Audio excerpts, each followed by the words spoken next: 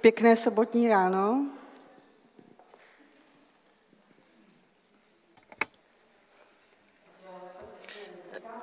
Welcome everybody at the second day of talks about the work of Eva Kmentova, the conference Traces of Eva Kmentova. I will give the microphone right away to Zuzana Jakalová, the author of one chapter in the book we introduced yesterday named Eva Kmentova, and she will be the moderator of this morning's blocks of lectures. Good morning. Thank you for attending the second day after yesterday's long day. I'm going to start with one organization point. The most of this morning block will be in English, so if you need interpretation, I will recommend you to take your headsets and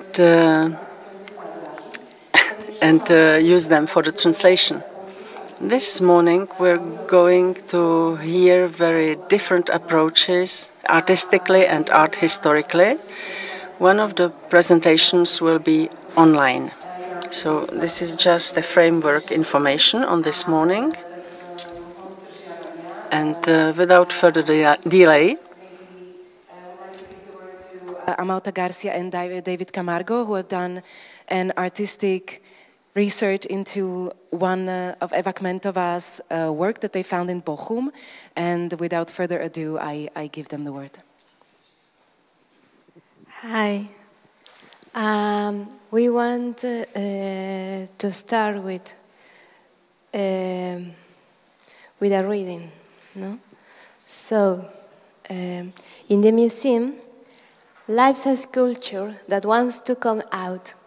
It has been stored for a long time and wants to fill the air again. A cement sculpture lives in the museum and wants to come out.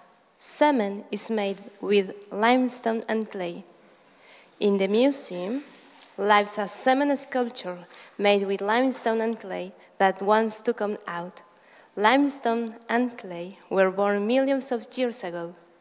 In the museum lives a cement sculpture that made with limestone and clay, born millions of years ago, that wants to come out. The sculpture wants to come out without hands or feet. It wants to carry all the weight accumulated over time of its materials. She wants to get out, and perhaps, instead of searching for her missing parts as an incomplete figure, she would love to dematerialize until she floats. How do you help a sculpture float through the millions of years that make it up? In the museum lives a sculpture that wants to come out. It has been stored for a long time and wants to fill the air again.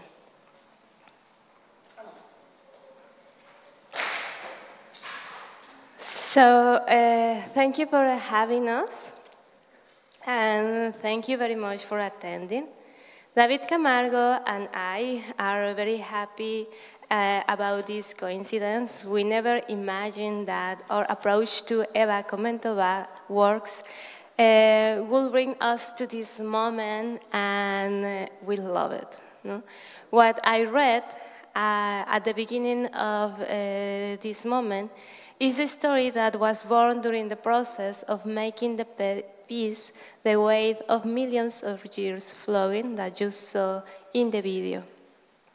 This is a public intervention that we carry out at the end of 2022, and which is a rereading of the sculpture Vein created by Eva Kmentova. We learned about this sculpture because the Kunstmuseum Bochum invited us to participate in the inventory process of its collection. During this talk, we will share why we choose Eva Kmentova's work and how we dialogue with her. First, we will explain the main lines of our investigations, then how they were connected with the sculpture vein and the process of carry out or intervention. As I talk, David will show images and work with a digital file that came out during the process of the weight of millions of years flowing. So, at some point in the talk, we'll do two different things simultaneously, so be attentive. David and I are visual artists, and we use architecture, sculpture, video, and storytelling to investigate the relationship between urban extractivism, migration, and real estate bubbles.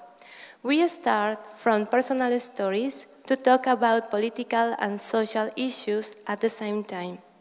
Part of our research has focused on the story of my mother, who migrated to Mexico City when she could no longer survive as a farmer, and in 1971, she participated in the largest illegal land invasion in Latin America, where more than 10,000 people, mostly women, took over volcanic land south of Mexico City and built the neighborhood where I grew up.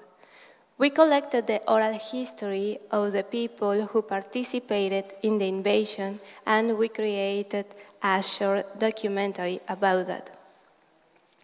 The volcanic terrain they took was created by the Xitle volcano, a Nahuatl word that means navel, and currently this small navel of the earth is little known and overexploited by real estate bubbles. I wonder what our generation needs to get a place to live in big cities with real estate bubbles. One of the most promoted ways is to get an apartment with a loan. My sculptures materialize the percentage of new apartments that I could buy with 20 years of my life, the time it will take me to pay off a mortgage. These sculptures have the same design and materials used in the original apartments and are located in neighborhoods where rising real estate prices displace people who cannot afford them. After studying gentrification, David and I began to focus on untold stories, because we learned about several social movements in defense of the right to the city and against the exploitation of the land. Many of these movements are led by women who build popular neighborhoods and whose stories had been made invisible. Women who radically transformed the urban lives of thousands of people, like my mother, have destroyed and built soil like volcanoes do.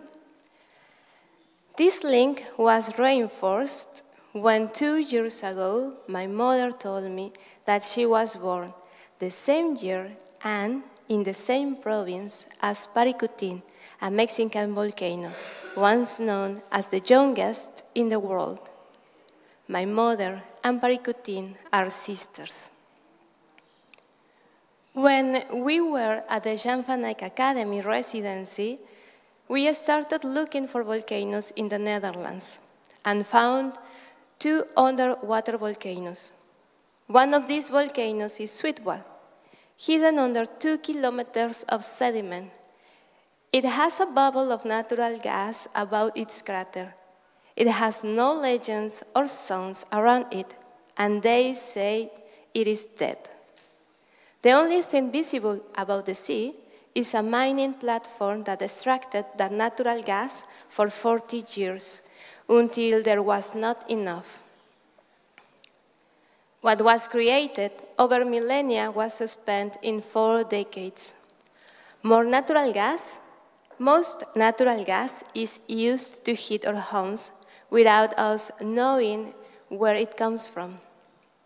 Intensive mining and any form of urban extractivism is a wound to the earth that deserves to be healed, and perhaps a first step is to generate effective relationships towards the soil.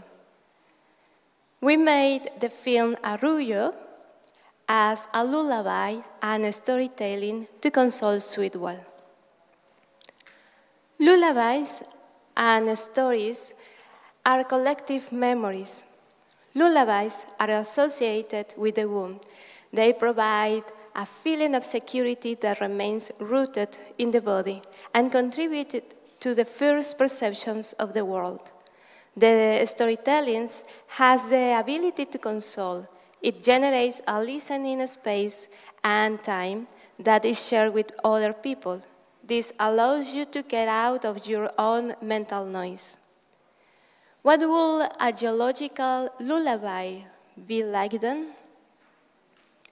When we started our residency at the Kunstmuseum Bochum, we were thinking about geological time, how much geological time it takes to generate a cubic meter of natural gas.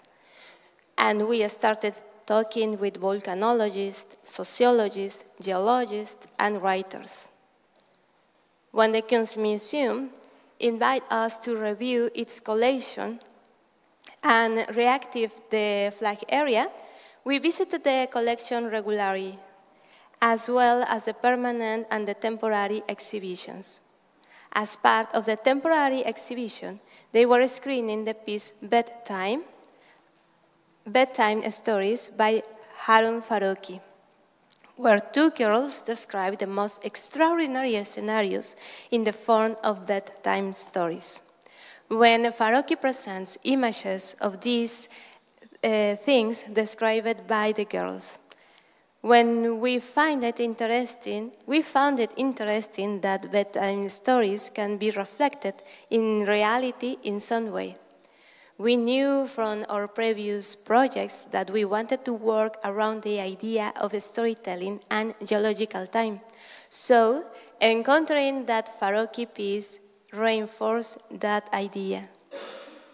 We asked several questions as a provocation to know what we wanted to tell and start the story. What would a sculpture that has been stored for so long want? Would it like to leave the museum and float? Do you know how do you help a sculpture float through the millions of years that make it up? At this point, the material of the work became important because we wanted to create a contrast between a heavy material and the sensation of floating. In addition to creating a story, we also wanted to know how much geological time one of these pieces contains. And to do this, we had to know what it is made of. It was a challenge to choose the piece. We wanted to be guided by the material. It seemed to us that bronze could be one of the heaviest, but the bronze pieces in the collection were made by men.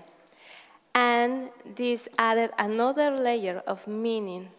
In our artistic education, we learn more about male artists than female artists. Therefore, we wanted to meet an artist who has also remained hidden for us. When we saw Eva Kmentova's piece, we thought it was perfect for the project. It is made of cement. It is so gestural that it seems unfinished, and we didn't know the artist. We looked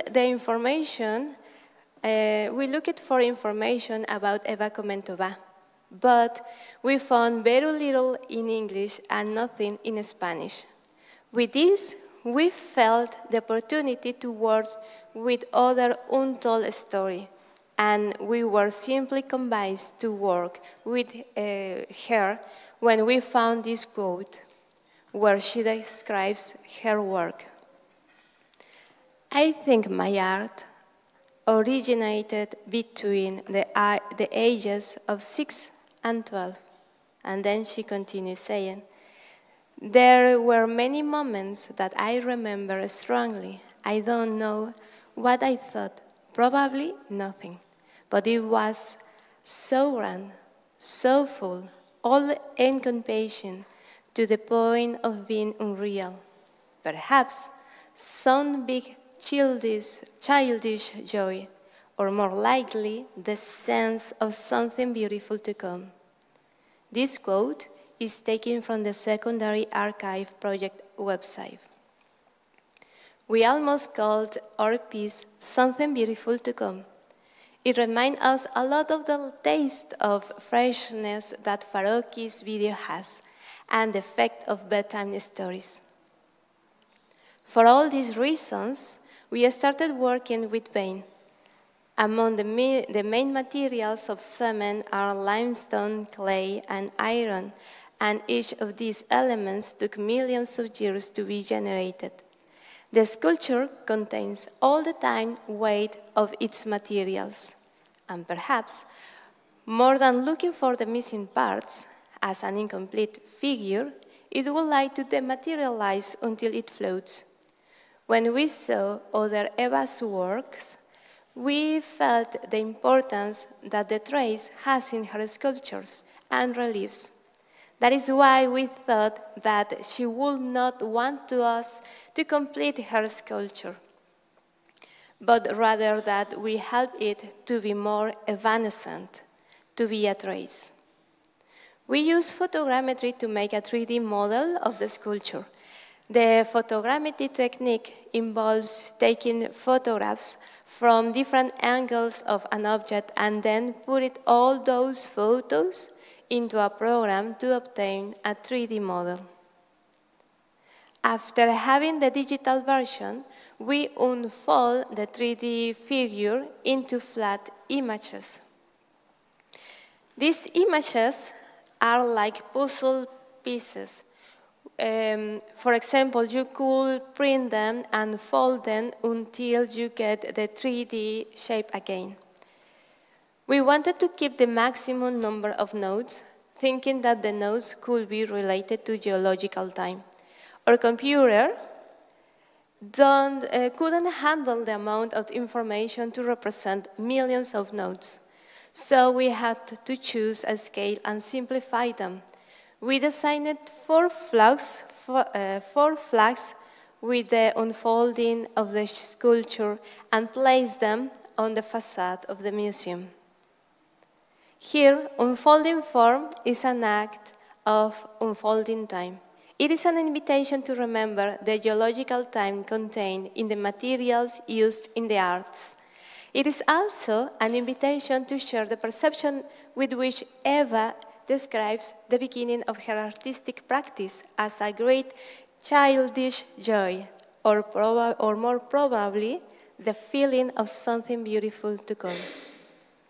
After completing this piece, we will still wonder how to continue working with the idea of geological time, since this deep time has unimaginable scales for our perception.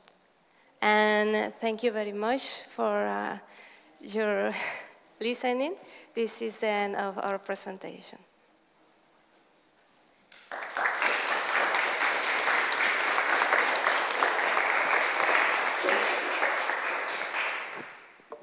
Thank you very much. Ďakujeme veľmi pekne. Thank you for the enlightening perspective that I'm sure will generate a lot of questions.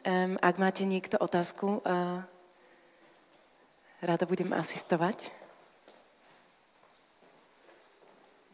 Hello, thank you for this stunning material analysis, and I'm just wondering if you are like using some established scientific tools like ANT is or new materialism approaches, because there are such a tool which are used in social sciences, whatever, which has like, it's a similar approach what you are showing, and I'm wondering how artistic research can be like entangled with this kind of approaches, or if you do it kind of individually. Sorry, something happened with the acoustics, so I cannot hear the question. Oh, I can repeat it. Yeah, sorry. I'm wondering like how much you are using some established scientific approaches, like ANT, whatever, you know. And, because I saw some influence there, you know, and I'm wondering how much, you know, it can goes together with artistic research or not. How much can you like combine it? Yeah, thanks. Yeah, we used to think our practice as a researching practice, no?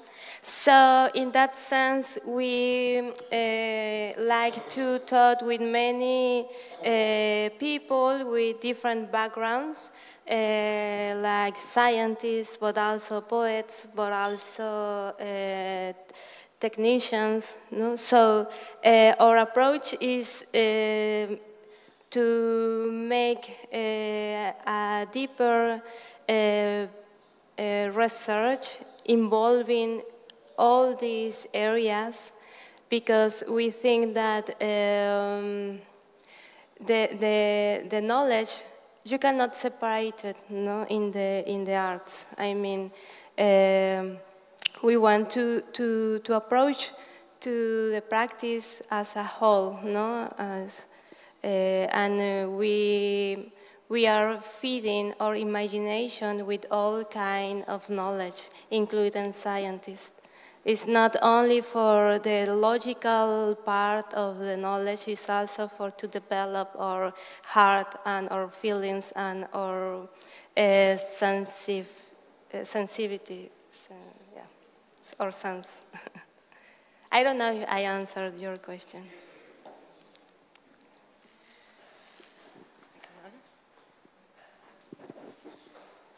Thank you. Two short questions.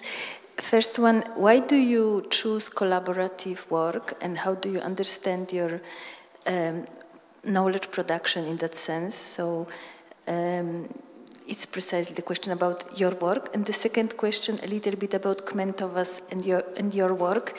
So what this incorporation of Kmentova sculpture brought into your practice?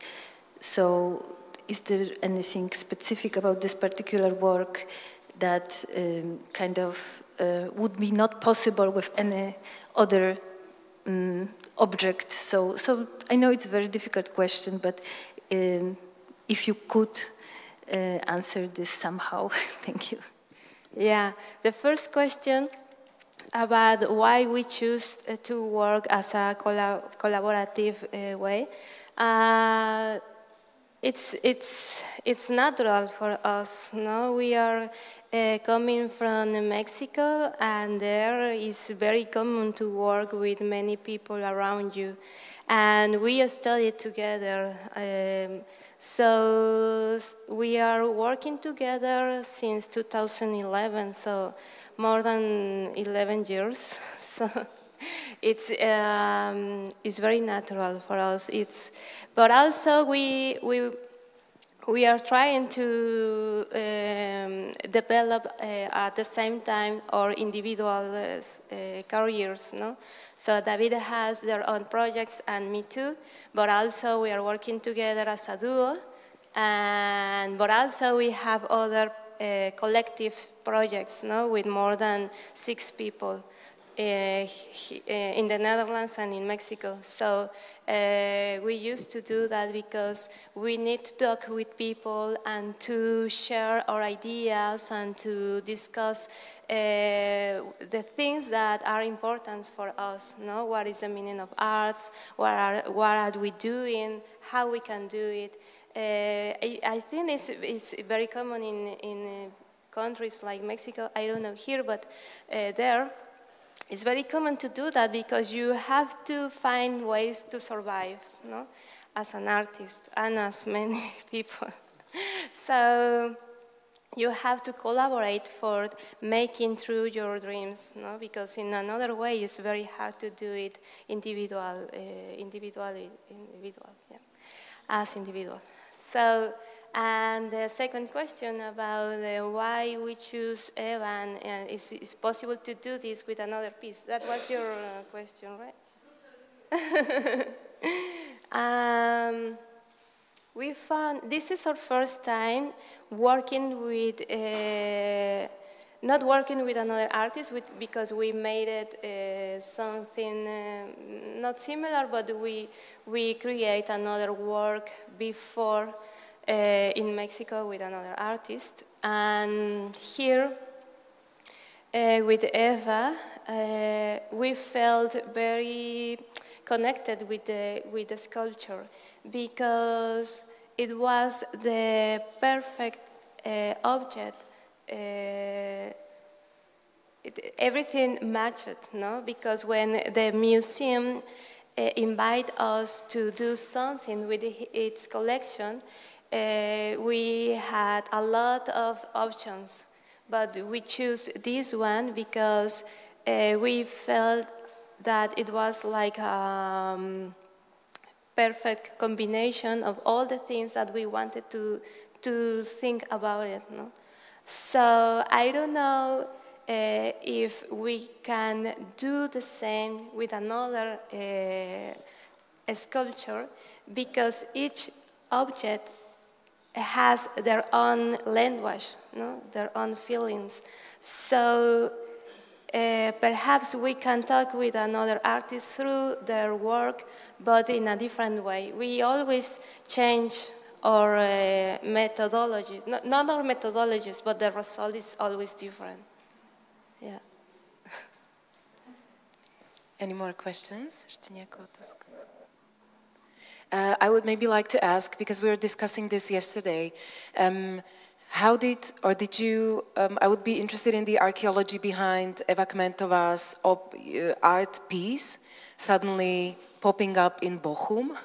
Have you, can you talk a little bit maybe about the process, if you found some information how it came to that collection? And you were also saying that it was a part of, or your work was an invitation to join the inventory. So if you could maybe just talk a little bit about the circumstances and maybe how the object came to Bochum and yeah. Yeah, they are researching about the history of the sculpture and how they got it, because the people who got the piece is not longer there. So they are researching about that, and we don't know how the sculpture is in the collection. No? So this is a process work that they are making in this moment. No?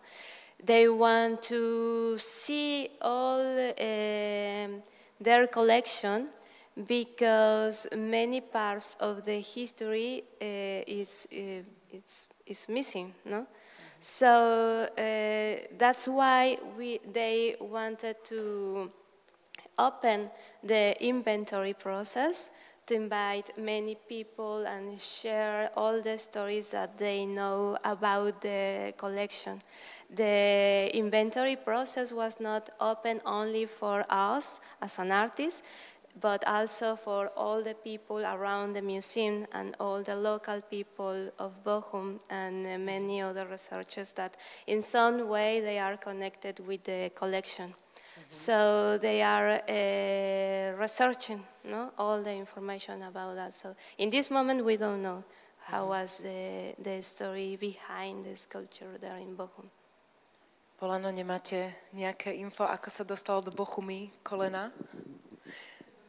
Akým spôsobom nemáte info? Polana, do you have any information how the work came to Bochum? We do not know either how the work was acquired in Bochum, but it's at least one of two pieces that was made. It's not knees, but legs. The same work as the one you showed us in Bochum is in one regional Czech art museum, the Lone Gallery. And there it was acquired as a purchase from our father. And how it got to Germany and then to the Bochum Museum, this is something I don't know, unfortunately. I suppose that during her lifetime, or maybe later, my father sold the piece to a collector in Germany. from whom it went to the museum, but I have no more precise information. If we find out something, we'll write or send the information to Bochum.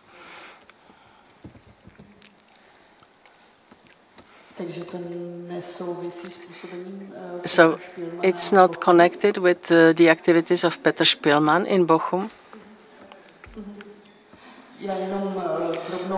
Just a small piece of information to complete. Petr Špilman, the director of the museum in Bochum, I'm not able to date it precisely, but he was director for a long time and he was Czech by origin. In the final phase of his life, he lived in Brno, and his testimony is being processed in cooperation with the Olomouc Museum of Art, and there are contacts with the Bochum Museum, and his archive, let's say within 2 years' time, will come back to Bochum and will be presented there. There is space for one more question, if someone has got any. Tomáš? I'll do it in Czech. It's more of a remark.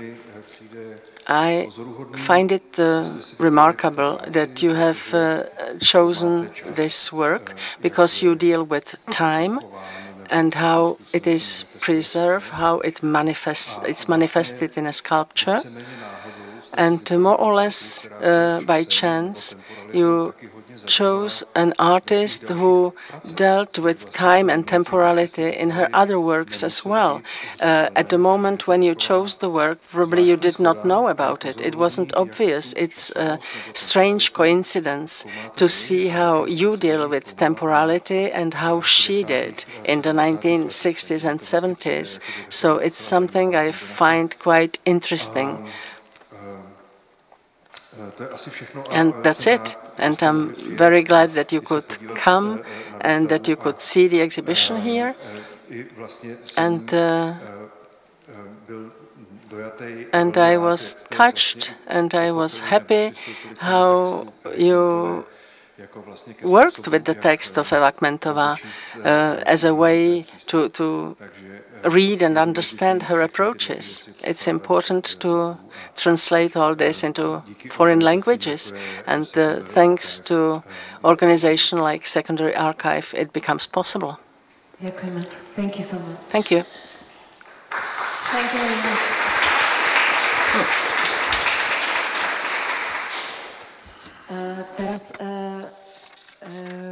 And now, maybe some short time before we start with presentation of Marta Dziewanska, that will be online, and she's art historian, editor and curator, and she works in Brussels, and her presentation will be focused mainly on comparison or contextualization of female Eastern European artists. Can you hear us? Počujeme sa? Hello, Marta, can you hear us?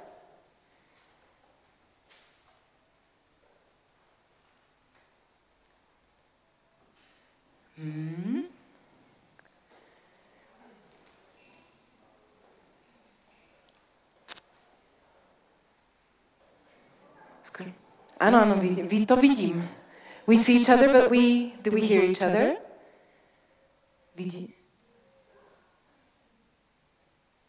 Vidíme, že Marta niečo hovorí, ale nepočujeme, čo hovorí, že? She's obviously talking, but we can't hear. We don't hear you, so please bear with us until we sort this difficulty out.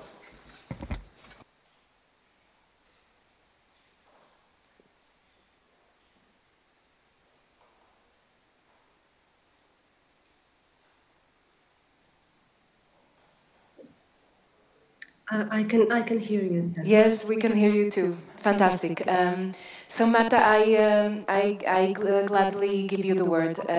I will be just pointing to 5 minutes left of your presentation, just so we keep the track of time. Okay, I will be letting you know when the next slide. So I understand that right now you see the first slide. Me.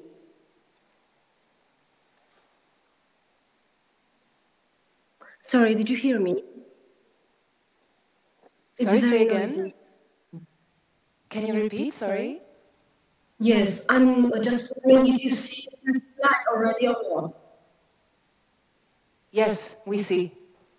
Okay, so I will start straight away because I don't want to waste our time.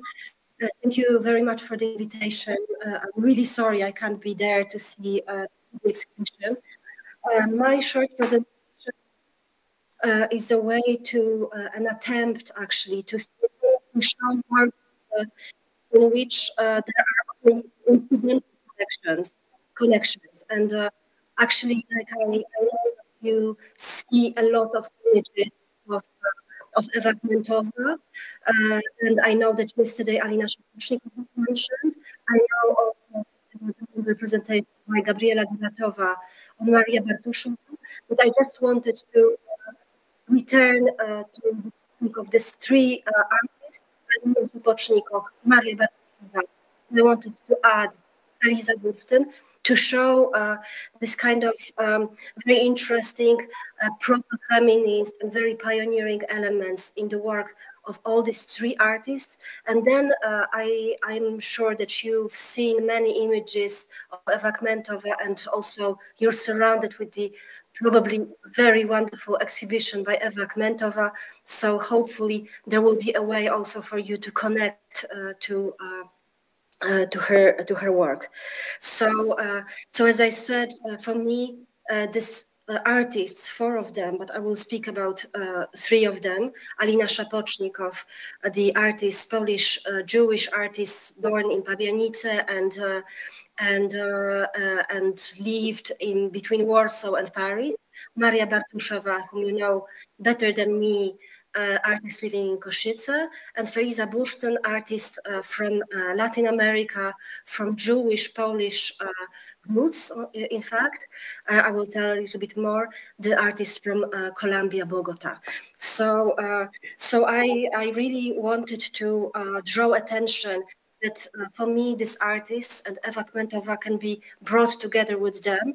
They had this feeling, and I want to speak about this shared intuitions, even if these artists never met personally, that they shared shared intuition about the insufficiency of the existing vocabularies, and that they had a feeling that they need to foresee new worlds, to propose and to push for the new. This is what I call actually the pioneering element in these three artists. So I will start with Alina Szapocznikow with a brief reminder of her biography, which I assume will be an interesting way in which to set her work firmly in parallel context. So I hope that I will not be repeating myself after yesterday's presentation, because I unfortunately didn't have a chance to listen to it. So please, let's move to the next slide. Alina Szapocznikow was educated from 45 in Prague, studying at the Higher School of Arts and Industry. But soon, 48-51, she moved to Paris to the École Nationale Supérieure des Beaux-Arts. And then she returned to Poland in 51, having been shaped by the tradition of Czech modernism and Parisian discussions about the post-war art. Above all, she returned marked by French leftism, which its post-war humanism. This enabled her to blend non-confrontationally into social realism, Poland's prevailing state doctrine at the time as a civilizational project. We can see the next slide, please. So you see, like the works marked by the socialist realism, and this is the word that I'm sorry I didn't translate. So this is the monument of the Polish Soviet friendship from '54. Her artistic path was not shaped by being in opposition to the system, as it was the case of many Polish artists of that time, or later by anti-art that was so characteristic of Eastern Europe in the predicament of limited freedom. But her these political limitations did not appear to apply to her. At the end of 1954, she lost interest in socialist realism and aesthetics and created the startling sculpture, please next slide, that it's called exhumated or very often exhumed, dedicated to the victim of Stalinist purges in Hungary.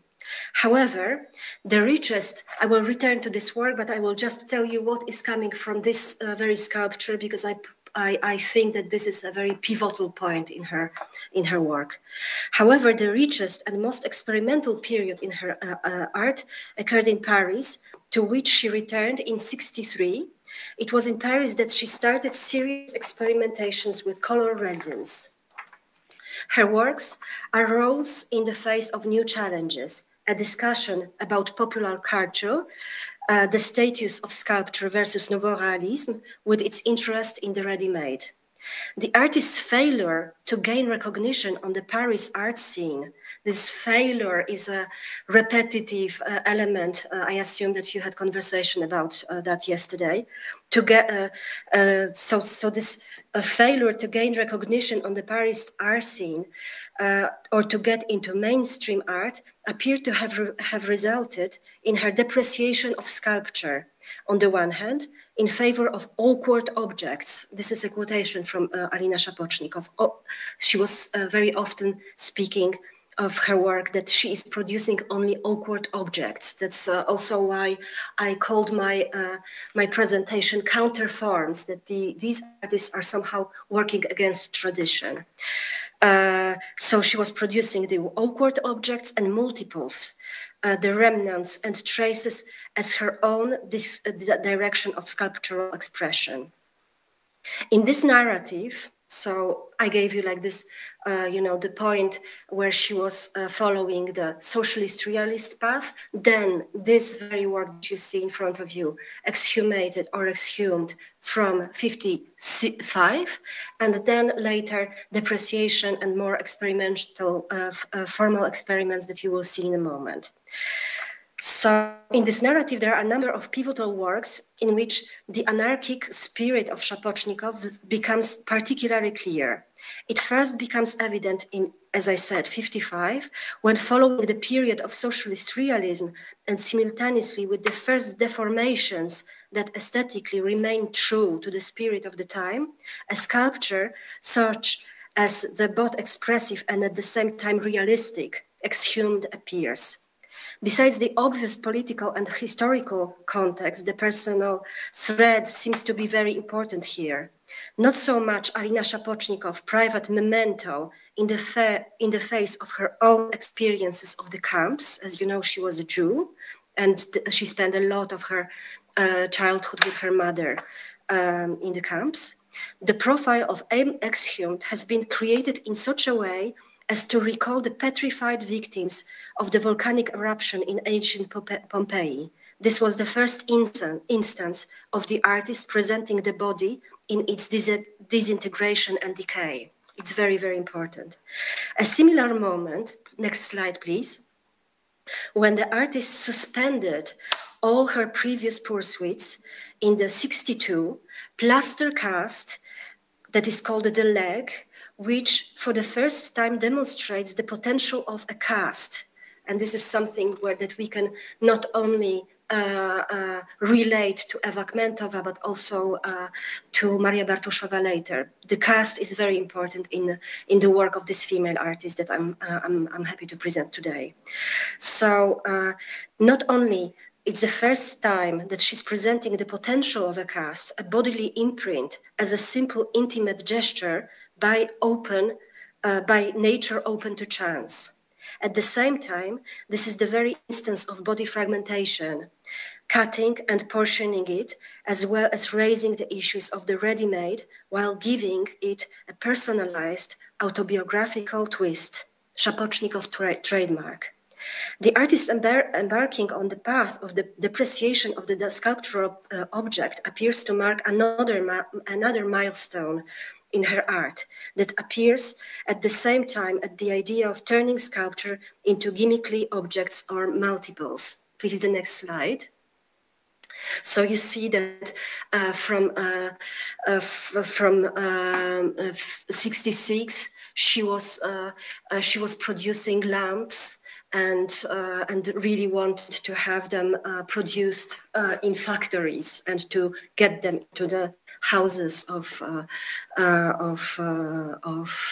normal people somehow. Next slide, please.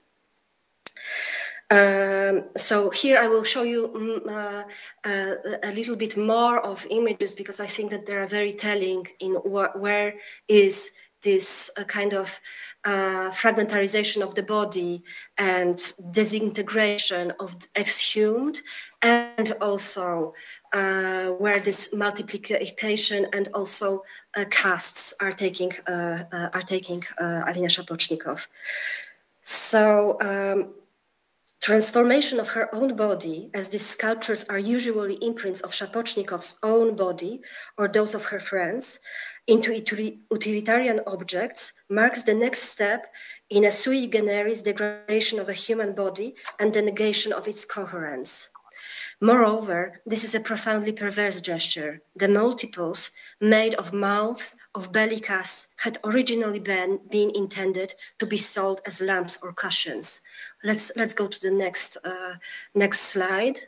Illuminated, the lamp again. Another next slide, please. These are the chewing gums, so also like a very direct sculpture that is coming directly from the body, and it's extremely malleable. And the next slide, please. So these are the photos taken by Roman Cieślewicz, the second husband of Alina Szapocznikow. Next slide. Here you can see the photos of the studio of Szapocznikow, which is very telling how she was working and how this multiplicity, multiplying of her own body is happening. Next slide. Different forms, different volumes as well. Next slide, please. Next slide. As you see, body cushions here. Next slide. So as I said, these were very perverse gestures. On the other hand, on the one hand, there is a squaring up to the changing world of mass culture. On the other, this is a rebellious gesture of an artist who has no hope of getting anywhere in art world of Paris. And so she is symbolically attempting to sell her body part turned into pleasing, easy to handle and handy objects. Let's move to next slides here, just for you to understand what is happening. And I want to get to the following slide. Yes, this one. There is yet another important milestone in this progression. Souvenir from the wedding table of a happy woman, exhibited in the Gallery Aurora in Geneva in 1971. On the girls' covered table, there is a pile of objects, plaster casts, sketches, various trifles. It looks like a table that has not yet been cleared after a wedding feast, with all the residues, remains, and leftovers still in place. The sculpture appears to have become a remnant, a leftover of an activity, of a process, of a life itself. So as you see, like this kind of experimentation with materials, first with polyurethane, here with polyester, is really getting her to this depreciation, and through depreciation to getting to, let's see the next slide, the very strong piece from 71. Alina Szapocznikow passed away in 73, so she was extremely sick here, and you see the elements of the works that are called the tumors, and her own picture here. So as you see, like she was treating really her art as like a kind of leftover of the activity of her own life. Let's move to the next slide. This is the big tumor. So again, like the photos from the camps and that are melted in polyurethane. Polyester here, sorry. Let's move to the next slide. Here, this was a way to introduce you to Alina Szapocznikow with her experimental way of dealing with materials and themes, both, you know, more general and very personal. For Maria Bartuszová, I will go very fast because I'm sure that you had a long conversation. Protože jste měli včera prezentaci velké specialistky na Marii Bartuszovou, co jsem chtěla tady předvést. Go very fast. If I will continue to speak, and please go through the photos. These are the photos from the exhibition at the Museum of Modern Art that we worked on together with Gabriela. So you heard a lot about Maria Bartuszová yesterday, but what is very important for me in this presentation and with this putting together Alina Szapocznikow, Feliza, Bursztyn and her, is that she was working with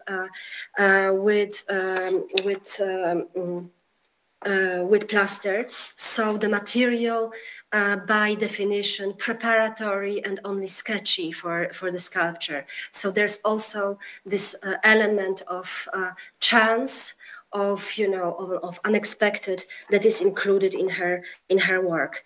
And very important, and you talked about that yesterday probably, from the 80s her work was dominated by pure ovoid forms, hollowed eggs and shells, whose perfect shapes were subjected to deformation, crushing, squeezing, breaking, tiring, and considerable squashing. The most appealing are the groups of oval forms constrained with strings, sometimes additionally weighted with small stones. You will see that later in the presentation. So this gesture of touching and imprinting is transformed into gestures even more radical. So it's very important for me that this later pneumatic shaping is also a way to produce the works with the poured concrete. So as you see, like the artist is also inventing her own new ways of working with materials. She's working with the materials that are only sketchy. So she's really like getting away from the tradition. She wants to write the history from scratch. Once again. So it's very important for me so that there is this experimental, but also this openness to time as element. The artist is also imitating nature. Let's go a little bit faster because my time is almost over, and I know that you talked about Bartuszová yesterday, so I want to introduce an artist that probably, or maybe you don't know yet. So these are the forms that are incredible, and as you see, like very experimental and very telling, and also okay, so here, let's stop here for a moment. So Feliza Bursztyn is a first Colombian artist to use found materials as the primary component of her work, and the pioneer of kinetic sculpture, and she was a key figure in the development of Colombian modernism. Why I'm speaking about her? It was a big discovery for me a couple of years ago, and I really think that there's a similar spirit of the proto-feminism and also like the pioneering elements in her own art. She was a female artist in the very dominated male mainstream. She was also really inventing new ways and experimenting with new materials. Her work grappled with the fraud politics of Colombia and other countries in Latin America, which underwent an intense period of post-war industrialization. Despite the pervasive enthusiasm of the political and cultural elites, Bursztyn grew skeptical of those shifts and their tendency to promote consumerism while exacerbating extant social and economic divisions. She also turned a critical role to the strict structures of Colombia conservative Catholic society and the ways it stigmatized women and sex. Bursztyn's political views informed the material and the content of her sculpture and drove her to challenge the artistic status quo. Bursztyn's parents, Polish Jews, disembarked in Colombia while on vacation to South America in 1933 and were greeted with the news of Hitler's victory in Germany parliamentary elections. They decided to remain in Bogota indefinitely. Their daughter was born the same year. In 1936, the family was granted Colombian citizenship. Bursztyn's father established a textile factory. His success afforded Feliza the opportunity to study in Bogota, the Art Students League in New York, and the Académie de la Grande Chaumière in Paris. She also traveled extensively. Inspired by her training in Europe and under the influence of her Parisian pedagogues, and especially Osip Zatkin, and Nouveau Realism, Bursztyn began the series Chataras, junk sculptures, producing the first in 1961. Please, the next slide.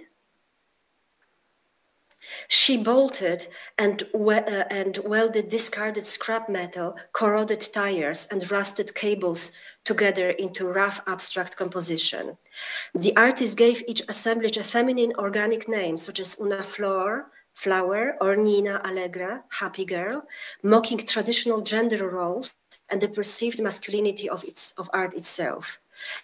In their use of materials, Chataras minded contradiction, the perceived permanence of industry and technology versus the reality of their rapid deterioration. Next slide, please.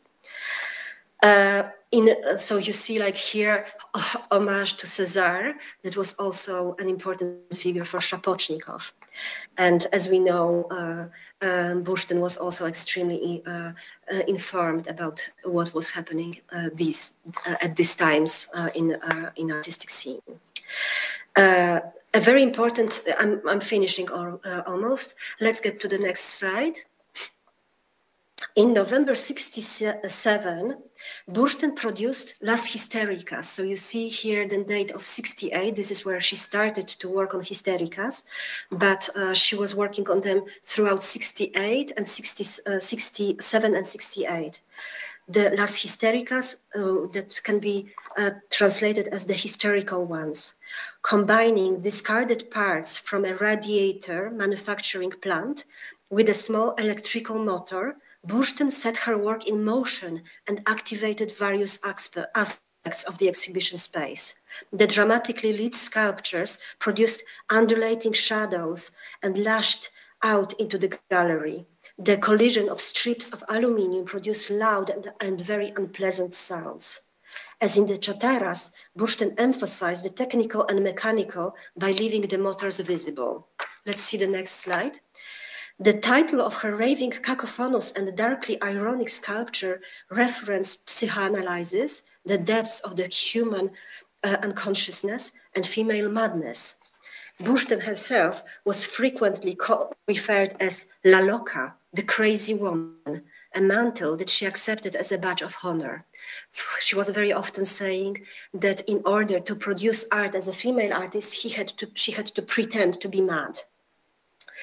The elaborate sets and choreography that characterized Bursztyn installations during the late 60s and 70s evinced the increasing influence of theater in her thinking as she expanded her efforts to activate the viewers as well as the exhibition space. Next slide. So you see, like the examples of incredible sculptures that are all in Colombia, the Hystericas. Next slide. And they are all moving and making a awful noise. Next slide. And here the very important element is that she really wanted her works to be confrontational and aggressive, and she wanted to produce an attack, as Marta Traba, a very important art critic from that time said, that she wanted to attack the passivity of the public. In Las Camas, so you see the beds from 71, she employed 13 beds, each draped in multicolored fabrics. This is an archival photo, but this is a very colorful work. So each is draped into multicolored fabrics. And then under the fabrics, there are motors hidden, and they are moving from time to time in unexpected way. So to animate the presence of a person lying down. Bursztyn fitted each kama with an electric motor, causing them to vibrate suggestively, lending them a bluntly erotic charge. Throughout the 60s, the scale of Bursztyn works decreased. So here I just want you to show, or want you to see the works that she produced later. Next slide, please. So this is Rosemary's Baby in obvious relation to Polanski movie. And again, you have to imagine this moving from time to time, like this kind of trembling body that is suggesting not only sex, but also it can be, you know, like a kind of a hospital bed. As you see, it's a hospital bed with the trembling bodies that are dying, for example. Next slide, please. These are the mini machinas that she produced later in this is 70 times up. I see that. So I will just let's go to the next slides. Just to show you that Feliza Bursztyn was working with the scrap materials, making the works that were really trying to kind of rewrite art history and really use what she knew about art history and tell a very personal story. And as it is the case of all 3 and 4 artists that we are discussing in this paper and in your conference. So yes, so I have to finish, unfortunately, right now. But if you have questions, I'm happy to expand on anything. Thank you, Marta, and I'm sorry to have been running back and forth with the time's up markings. I'm really sorry. It would have been really wonderful to continue with your talk and to find out more about the connections of the artist and then their separate careers and lives and artworks. But unfortunately, we are on a strict schedule. But that being said, I would really like to open the discussion because I think there will be a lot of questions, comments, ideas. Thank you for your presentation.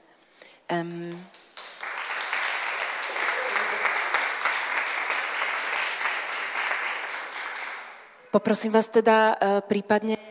So I'd like to ask you if you have any questions, and I can certainly interpret them for Marta if you want to ask in Czech or Slovak languages, or if possible in English. That would be the best solution, obviously.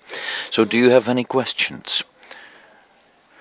Marta, I would, if anyone comes up with a question, I would really like to ask about your research. Specifically, in what I'm interested in is that you were talking a lot in connection with Alina Szapocznikow how her illness influenced the kind of the final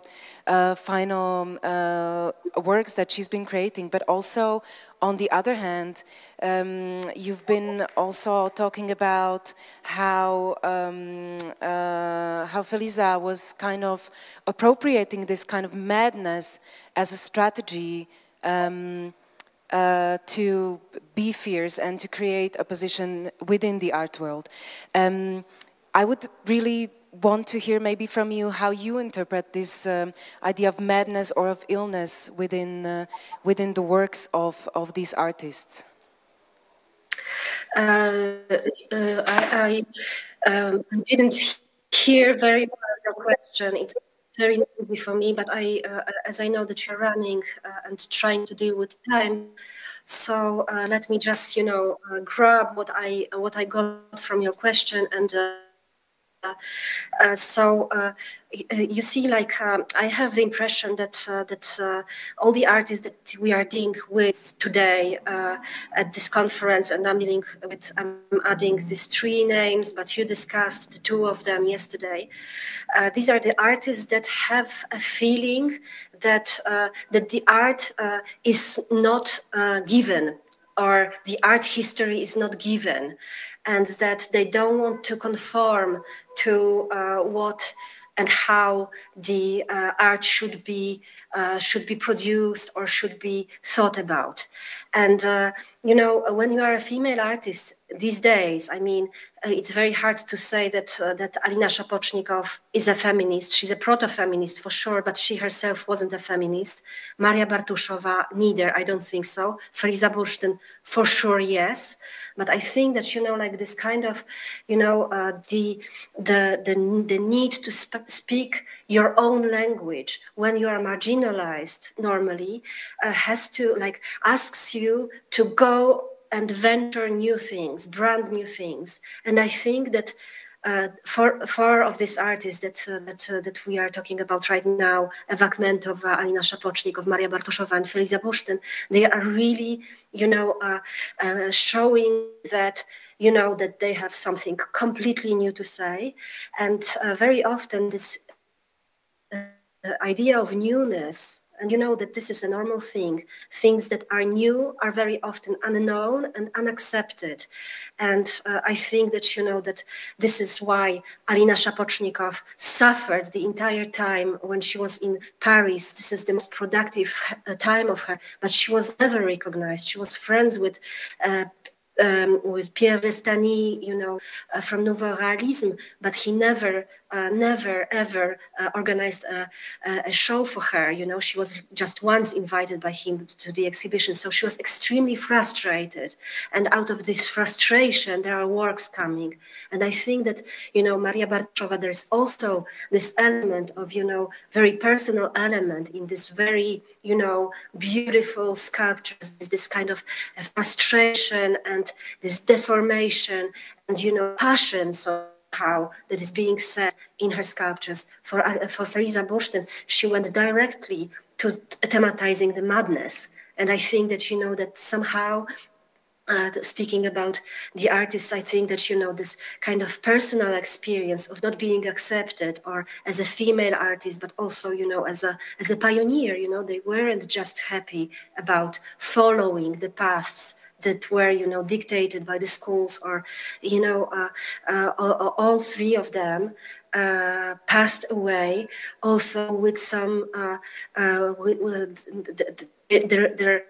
their health problems were connected with their art also. So you see, this is very, very connected. That their experimentation was really also somehow existential for them.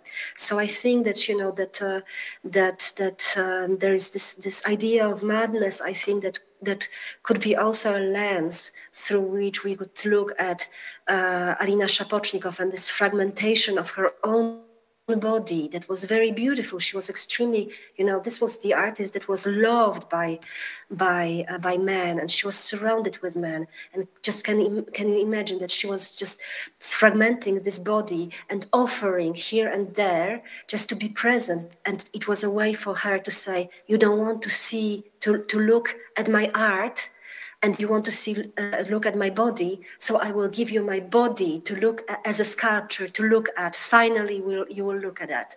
So you see, that these strategies are really on the border of of madness somehow. So to get visible, to get it's really a frustration that is much deeper than just a frustration to get into the mainstream. It's really that this expression, this personal experience also of tumors, and all of them got sick, and I wasn't able to develop on on the biography of Feliza Bursztyn, but it's a very dramatic biography, extremely rich. It's really like a material for the movie.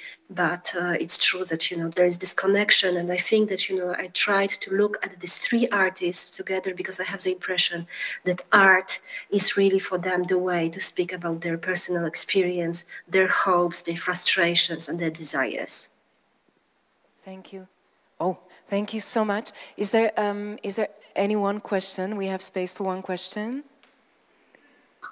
Yes, there's one question, Marta. Let us know, please, if you hear it well, or we will try to repeat. Can you hear me? Can you hear can you hear me? Mm-hmm. Okay, so obviously, thank you very much for the presentation. Obviously, these artists weren't feminist in contemporary sense. Why should it be? They weren't feminist in the sense of second wave Western feminist. Why they should be? But they had a lot of in common. And I have a question about the method, because you added now another artist to the list of connection and association. Fascinating artist Feliza Bursztyn, and I wanted to ask you if these additions change also your own research. So once you have another culture producer that works in these topics, do you also reflect on art of Bartuszová differently? So this new knowledge, new works somehow allows you to see new aspects of already researched female artists. It's a question about methodology, basically, how you use these new knowledges in relation to what you already worked on. Mm-hmm. Thank you for this question. I think it's a very important one. It's a very important question because somehow it's not only about adding new cases somehow, but really looking at the artists that we think we know with these new lenses. And I think that it's a very important question as well. I mean, very So I mean. For me, somehow, what is really important about finding this new artists, new but also historical in a way, is to really show that history is absolutely not given. And even if I think I knew everything about Alina Szapocznikow,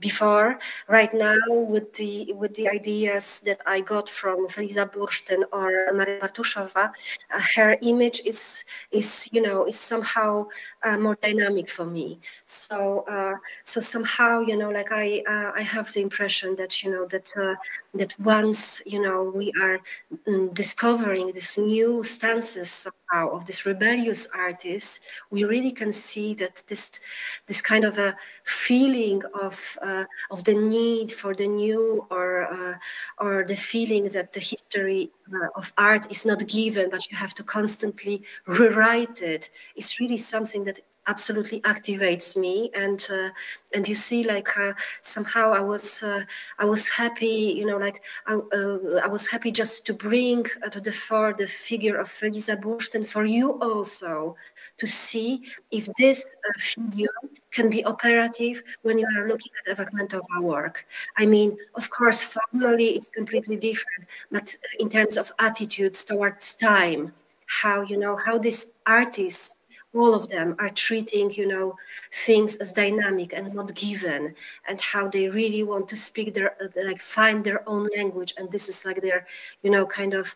So I think that absolutely yes. I mean, when you are asking me question if, for example, Feliza Bursztyn is adding something to my, to my understanding of Alina Szapocznikow, for example, because these are the closest artists to me right now. Definitely yes, but also I'm happy to be discovering this growing family of pioneers somehow, and also to discover that that really art history is happening and it's extremely rich in the margins. I mean, it's really kind of, you know, you can really, you see, like, we can add, I don't know, probably you discussed maybe some other artists today. If there are few more, I am sure that we could write a history of art of 60s and 70s from a brand new perspective. And I think that this is a kind of, you know, a task that I'm giving myself as, you know, as someone who's working in art institutions, to see, you know, like how rich art history is and how many new perspectives we need to understand. You know, it's the layers of art history that is really not given, but it's really like, it's a task. Art history is a task for us. Thank you, Marta, so much. Unfortunately, we don't have more time. We're a bit over, but I think it's a good closing remark that art history is a fluid and ongoing task. And thank you so much for joining us online. We are. It's unfortunate that you cannot be here with us, but we are very happy to have you at least brought through this online presentation. Thank you so much.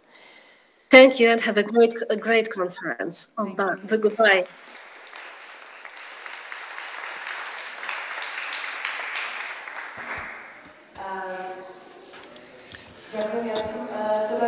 Thank you. I would like to continue right away. I'm going to invite Petra Lexová, who works at the Department of Art History in Brno and also at the Institute of Sciences about Art and Culture at the University in České Budějovice. Good morning. I'd like to thank the House of Arts for the possibility to be here at the conference. And I would like to thank the Kmentová Zoubek Fund, because Polana years ago enabled me to do concrete research in Prague, and the research has become to a great extent the stimulation for this presentation, and to a great extent it is also present in my dissertation thesis. My presentation is about the works that were mentioned yesterday already several times, mainly in Alice Němcová's contribution. She dealt with the bed sheet, and I'm going to offer a slightly different view on how I myself am thinking about the bed sheet, how I perceive it in the context of Kmentová's work, and about the different formal and material approaches that can be addressed and perceived in her work. And there is another theme that hasn't been mentioned so often, the corporeality, the body, connection with landscape. So I'm going to complement one other segment that will deal more about reality. I call it intrusion of reality. It is Kmentová's interest in everyday objects and the connection with her life, with the position of very sensitive, intense observer of her immediate surroundings, whether it were nature or her studio, her proximate things. All this appears in her work. Maybe I'm the only one who's not going to read. I'm going to comment and to offer you some observations on the way I'm thinking about Kmentová's work. And in the other half, I'm going to try to put her work into a broader context, and the problem of the bedsheet and discussions and the everyday things from her life will be shown as a subject reflected in the work of other artists on the Czech and international scenes.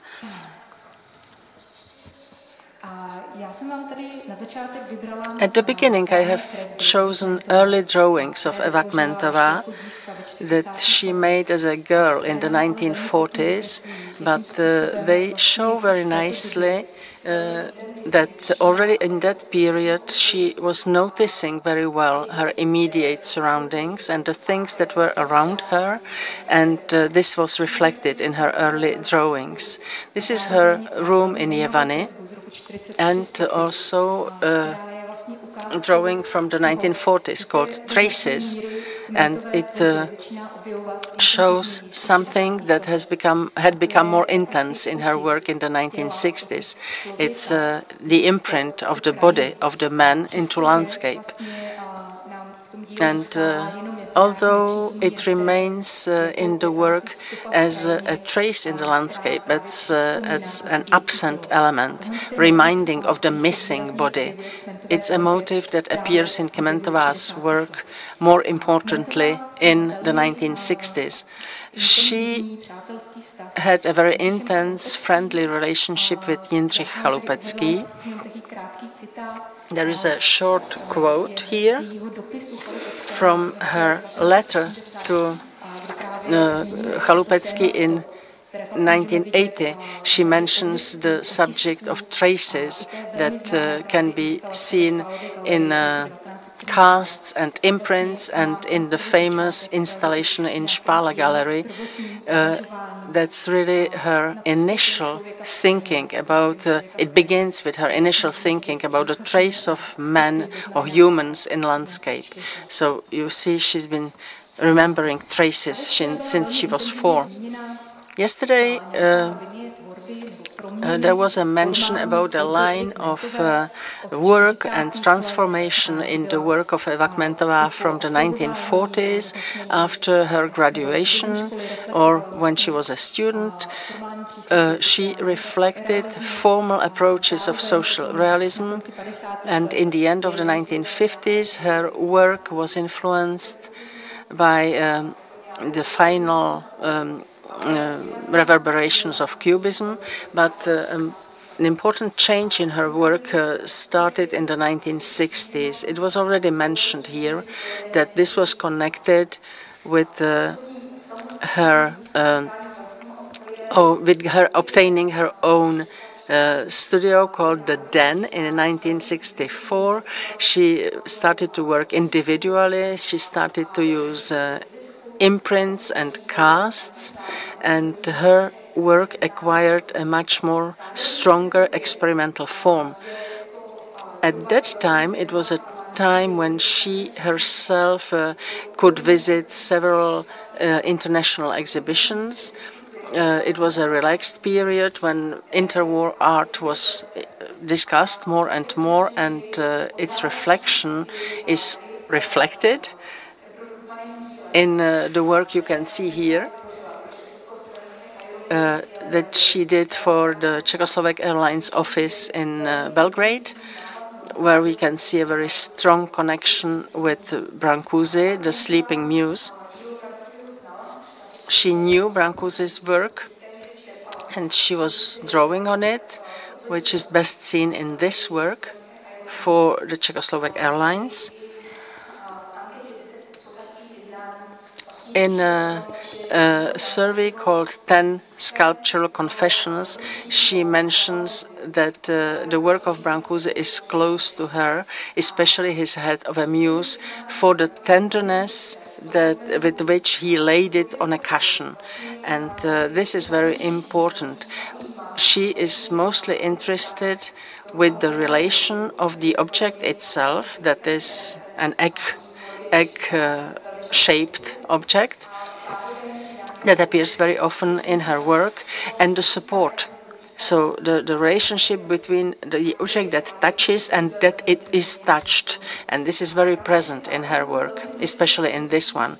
At the same time, Brancusi was a very important figure in interwar art that opened or set a new line in the object itself. He worked with body fragments. Unlike Rodin, for instance, he defragmented. So what is removed from the torso by Rodin, Brancusi takes it as an object which is more and more abstracted. Here is an important line from the interwar object to the post-war object, as it appears, for instance, in the work of Kmentova. As I already mentioned, the point that I perceive in her realization for the Czechoslovak Airlines is the relationship between what touches and what is touched, the fabric that is being touched. We can see it in other works created by Kmentova in 1967. There were several objects that used things from her close vicinity. It's a cushion for a long night. Sorry, I confused the pictures. The caption and the pictures are different. So the first one is the long night, and the other one with the bigger balls is cushion. What is important here is the relation of the thing of being laid on the cushion. We can see at the same time that when Kmentova works with a body fragment, instead of a head, she places different balls or balloons that I think we can perceive in connection with the cushion. The sphere or the ball is an object that touches the support. I'd like to mention a note by Jiří Šetlík, who was visiting the artists in her studios, and he published a book on it. And about Kmentova, he writes the following. He noticed the small object, seemingly unimportant, that was created by Kmentova. He found it important. It's an object that is different, but it comprises important aspects that around 1967 were becoming important. A quick quote: a little noticed sculpture, the long night has come to the fore. It stood on the windowsill, the white plaster of the cast cushion, in whose depressions a few scattered members remained, gave the simple form the persuasiveness of an intimate message. At that moment, it seemed to me the center of the sculpture's expression. It had the corporeality of a touched form into which experience was imprinted. It summed up the uniqueness of the sculpture, the feeling of life, Eva's relationship to the world, to life, to people. In this quote, there are some important theses about what we can see in Kmentova's work. The corporeality of the touched shape, the importance of touch itself, this haptic level of her work that connects her with Maria Bartuszová, as we could hear yesterday, and at the same time some kind of mediation of an immediate experience of intimate message of sleep, of the body being laid on the cushion. I thought I would be quick, but I will be even quicker now. This is another drawing. You can see it here. Unnamed hands on a cushion. Again, the relationship of the body and the cushion. Yesterday, there was a very important remark here, and I wanted to come back to it here. I thank Maria Klimešová for complementing it. I inserted another picture by František Hudeček. I will open here a next chapter. In 1968, another very important subject begins in Kmentova's work. That's the interest in drapery, in catching its fragility, its haptic quality. And this is wonderfully seen in the realization of 3 figures for the clothing enterprise in Prostějov. This was mentioned yesterday. And here she links up with Hudeček's work from 1934, and there is a very important connection with Eva Petrová, and I'm very grateful for this remark. And it opens to Kmentová an important chapter of interest in drapery. She deals with it extensively, the closed curtain mentioned yesterday, or the small drapery and the wrapped sculpture. As it was mentioned, the closed window curtain was something that Kmentová was not very happy about, because it doesn't have the lightness of the cloth she succeeded to deliver it in the bedsheet work, 1969. I perceive this work as fundamental in her work. It's a work where we can see like a climax of her interest in the touched shape. She doesn't work with symbolic marbles or balls anymore that would touch the everyday object, the cushion or the bed sheet, but still the body remains intensely present here. In my thought about this work, I relied on Maurice Merleau-Ponty, the French philosopher, who says how we recognize the world, how we get to know the world. It's through the body. For a human, through the human body and through the experience of the body, Merleau-Ponty relies on Gestalt philosophy a lot. When the body is not present there, we associate it there because we have our own experience with our body touching a bed sheet. And in this missing of the corporeality, which mentally is intensely present though, this is what gives an enormous strength to the work. And I think that Kmentová thinks about it as a horizontal, a work that is installed horizontally. You can see it from all sides, so it enhances the perception of the object. Kmentová wasn't the only one who was dealing with the subject of the cushion, cover, ordinary things. In Czechoslovak art, it was also, for instance, Věra Janoušková, who as soon as 1964-65 dealt with the same motive of the covers, cushions, bed sheets. We can see that the work is very different from Kmentová. It's a vertical, stylized sculpture. It deals with she deals with the topic, but in a very sculptural way.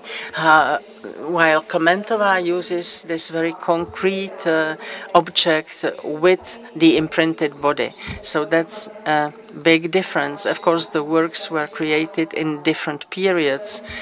In 1964, Kmentová was working on informal stelas. So there is a shift, but there are parallels. Another parallel is Maria Bartuszová, the crate from the 1980s. They share the interest in fragility, in plaster as a material, an effort for experimenting. Bartuszová, as it was mentioned here, Bartuszová didn't aim to make associations with the human body. In Kmentová's work, the body was very intensely present, but in Bartuszová, it's more of an experimentation with looking for an ideal form. But I wanted to mention namely 2 Polish artists, only one, okay, we have time for only one. It's Barbara Flander. She's interesting because she was 1 generation younger, and she linked up very much to the work of Alina Szapocznikow, mentioned here. In the early 1970s, she created a very interesting series of erotic cushions. She used fragments that remind of Szapocznikows fragments of the body. It's, as you can see, it's laid on a bed sheet. But in this artist, it's very important that it has an erotic subtext. It's present in the work. Her work is very different in dealing with the material. We can compare it more with the mentioned lamps of Alina Szapocznikow that are a little bit lascive objects intended to really be sources of light.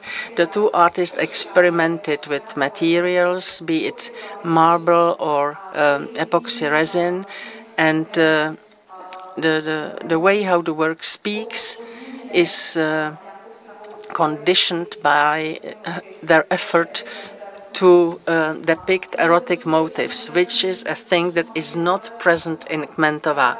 Dealing with material, there are some differences as well. Barbara Flander creates erotic cushions, often from Carrara marble. They have the meaning of some fancy fetish. Kmentova's work is, on the other side, very fragile, subtle. It's made of plaster, and plaster makes it much more intimate. There is no effort for any expressiveness or a clear erotic subtext. Her work is about searching her own microcosmos. I wanted to show Maria Pieninska, but this will be left for a next debate. There are differences or closeness, there is closeness between the works. Again, she works with the body, but Pieninska Bereš was much more activist. She was an artist that we could really call pre-feminist artist. She dealt with issues of the body, and body as a commodity, which is not apparent in Kmentova, but they both work with the body. Here it's present only as an imprint. I'm coming to the end. In conclusion, I wanted to sum up why I think that Kmentova's work and the Polish, there are differences between Kmentova and the Polish artists. To a great extent, in my opinion, it's given by the context in which they worked, they lived. In Poland in the 60s and 70s was politically much more relaxed as a country. Polish artists, if they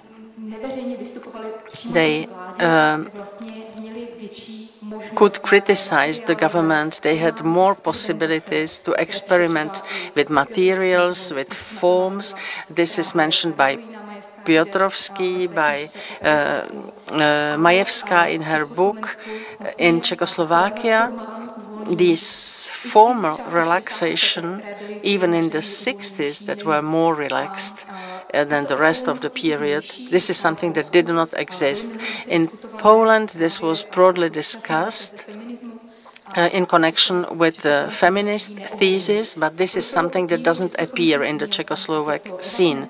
So in Czechoslovakia, be it Kmentova, Janušková, Šimotová, and their work, this is something I perceive as an effort to search their own women's microcosmos, to work with materials that are more ephemeral, which was given very prosaically because they were also cheap. They didn't cost much money. So here are the differences. And I wanted to conclude by saying thank you for the beautiful exhibition curated by Tomáš Pospíšil, because it showed to a great extent the drawings of Eva Kmentová that are a kind of her diary. We can find the motives that appear in her sculptural work.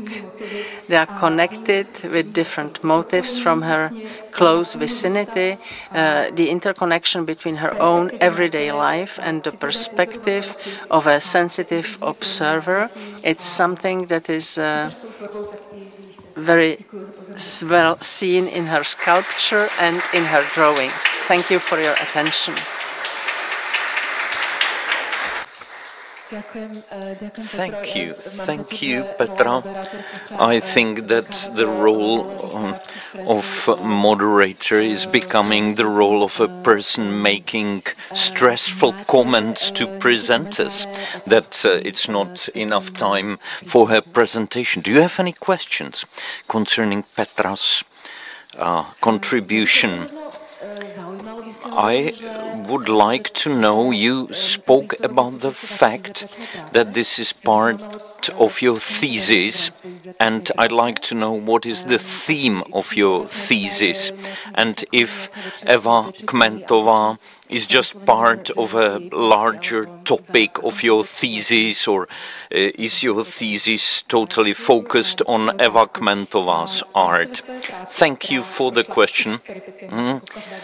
As every thesis, my thesis has been changed many times, and I am thinking about the first origins of object in sculpture in the Czech Republic in the 60s and 70s of the last century, and how to think about transformation of sculpture, be it material used or formal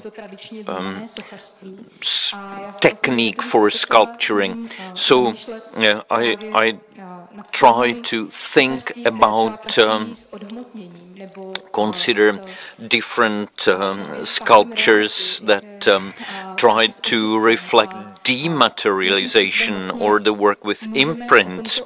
So I'd like to speak about this experimental sculpture as an object that we know it from the world, but in our environment, in the Czechoslovakia former, it was a completely different story about this experimental sculpturing like an object. So I'd like to speak also about the context of Central Europe in my thesis, and I was granted fellowship to also discover more in Hungary, for instance, and Poland, about other artists from these circles. We have still time for two questions. Thank you for this contribution. I am still touched by Marta Dziewanska contribution, and she spoke a lot about serious illnesses that can affect the life of artists, female artists, and that can be transformed into a new material side of the sculpture. So what, how this illed body is reflected in sculptures. I'd like to add one thing to Maria Bartuszová presentation. She worked a lot with the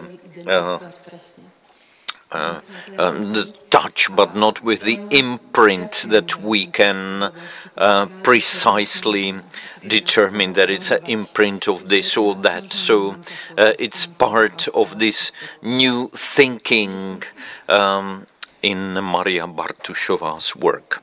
So I wanted to support you, in fact, with these ideas about Maria Bartuszová. So I'd like to thank Petra Lexová for her contribution. Thank you. And now I'd like to ask the last presenter from this morning part of our conference, and that's Lucie Gregorová, curator of the Slovak National Gallery. Thank you for invitation to this very interesting conference, and for the possibility to perceive Eva Kmentová's exhibition again. Eva Kmentová is a person that is really very well reflected in her works and very deeply her own personal life. And I believe there will be new projects after this conference that will happen. And I selected a topic that we've been considering here, but I'd like to speak about an artist who is not sculpture principally, and I'd like to speak about some features that are common for this artist together with Eva Kmentová. The methodologies of the creation used by a Central European women artist offer a new way of looking at new media art that transcends the limits of time. Artists such as Kmentová, Szapocznikow, Bartuszová, and also, for example, Jana Želivská, I'm going to speak about her more, created experimentally and established innovative techniques based on a return to the very origins of art. So they used print, outlines, touches and their breath. Through a focus on the present moment, they established a sort of timelessness in which we were able to deny patrilineal art history and confirm their own female existence. The artists of older generation of the Dadaist and Surrealist movements, for them the instrumentalization of the female body represented a structural model that was directly reflected in their works. The self-presentation gave them the opportunity to be visible and in neo-avant-garde tendencies, this aggressivity against, and this is a quote, by the way, in neo-avant-garde tendencies, this tendency against painting, in fact, goes back to the body itself. So, in 40s and 50s, art which had developed under the influence of late surrealism and existentialism was confronted with a rapidly growing consumer society and the new mass media. That was a collision, and there are some radical new manifestation of art that emerged, and it was the change of paradigm, a shift of the so-called postmodernism, so happening action art and pop art that borrowed elements from Dadaism and Surrealism and the traditional categories of painting, sculpture and printmaking. The performances of artists expanded into spatial objects. In the region that we study, women's art, based on return to primary structures and self-reflexivity, was important for a new gender rewriting of avant-garde. This is the crucial point, missing link between implicit avant-garde self-reflexibility and the autobiographical trends. The fragment of the body then provided to women the possibility to liberate from the prison of the image. I'd like to remind you of the fact that Zora Rusinová, Slovak art historian, analyzed in detail the theme of the body fragment as gendered self-reflection in the work of Central European women artists. And these are again 60s and 70s of the last century. And through the language of this fragmented body, this female artist may be liberated from the canon of art history. Then I'd like to remind you of the fact that in the topic that I speak about, the important phenomenon is time. And time is a phenomenon that was very interesting and newly the artists were fascinated by time and fascinated by the world of science in many cases. And now I'd like to skip an important part of my talk where I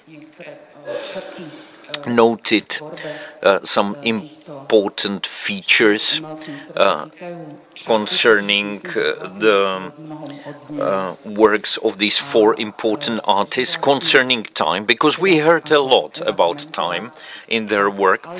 So as Kmentová, then Szapocznikow and Bartuszová were from this point of view, from their affirmations of themselves as, let's say, metrics, and their relationship to time and to present moment, they were analyzed enough, I think, in previous lectures. And I'd like to speak about Jana Želibská. Jana Želibská has a special position because she's not a sculptor. Her objects and installation are part of conceptual art. She is still a living artist, born in Olomouc. She does not keep diaries, she does not work with sketches. Rather, she creates a database of iconographic elements. And her work is not literal either. And she worked often with outlines and body shapes traced from real people.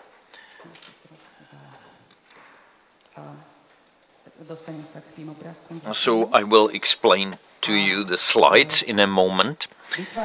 And she created a dialogue between the physical body, the artwork, and the space it occupies, and also the dialogue with the public.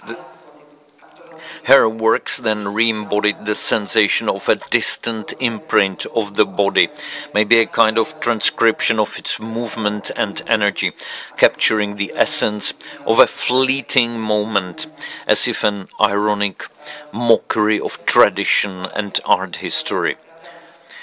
I'd like to focus your attention to the artists that were contemporaries of Želibská, and their work affected her art. And I'd like to say that all the artists, Kmentová, Szapocznikow, Bartuszová, they were inspiration for Jana Želibská. She knew about them, and they had influence on her. So this is what I want to speak about, the influence on the art of Jana Želibská. Alex Mlynarčík, you can see on the slide one of his performances, maybe, and he prepared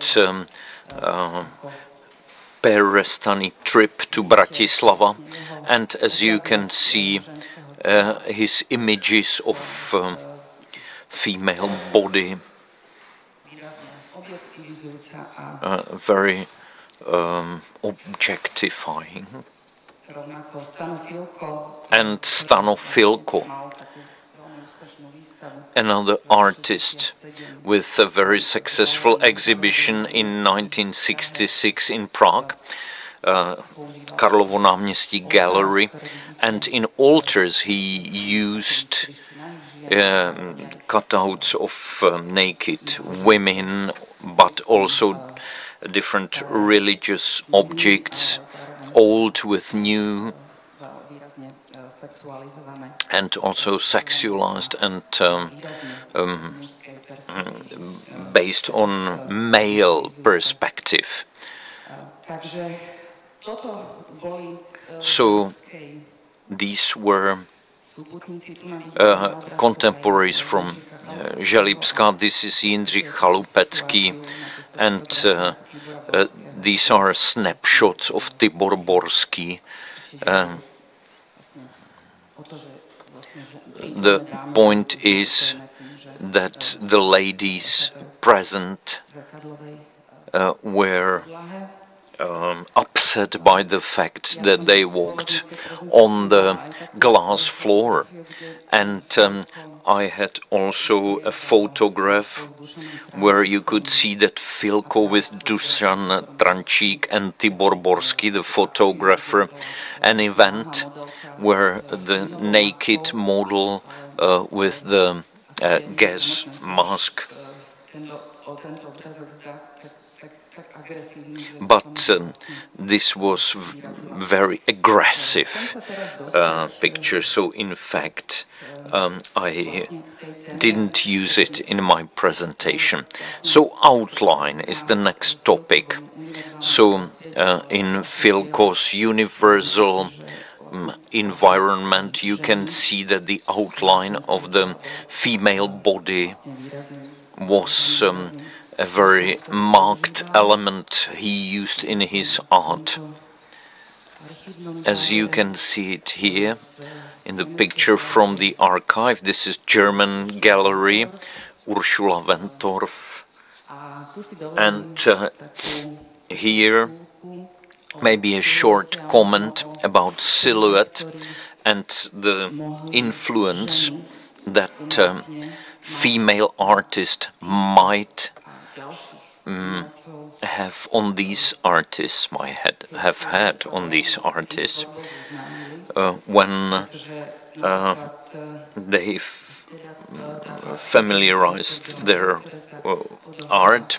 So this event was in the white space here in the House of Art in Brno, one-day exhibition of 3 artists. One was Filko and 2 others were one generation younger, Lucky and Závarský, the white space, and this was the result of consideration of time and cosmic time, maybe more. That was also an element that Juraj Bartusz, the husband of Maria Bartuszová, was interested in, so they prepared different projects, cosmic projects, and the white space was a kind of return to the spirituality.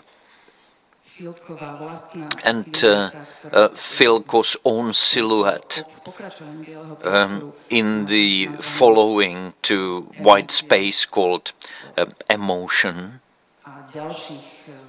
and other creations from the end of 80s, and the beginning of 90s, when he worked with silhouette in a completely different way, even with his own silhouette. So the female art definitely affected the male art production at that time, 60s, 70s. And Želibska, she started to experiment with the style and up to deconstruction of the original medium.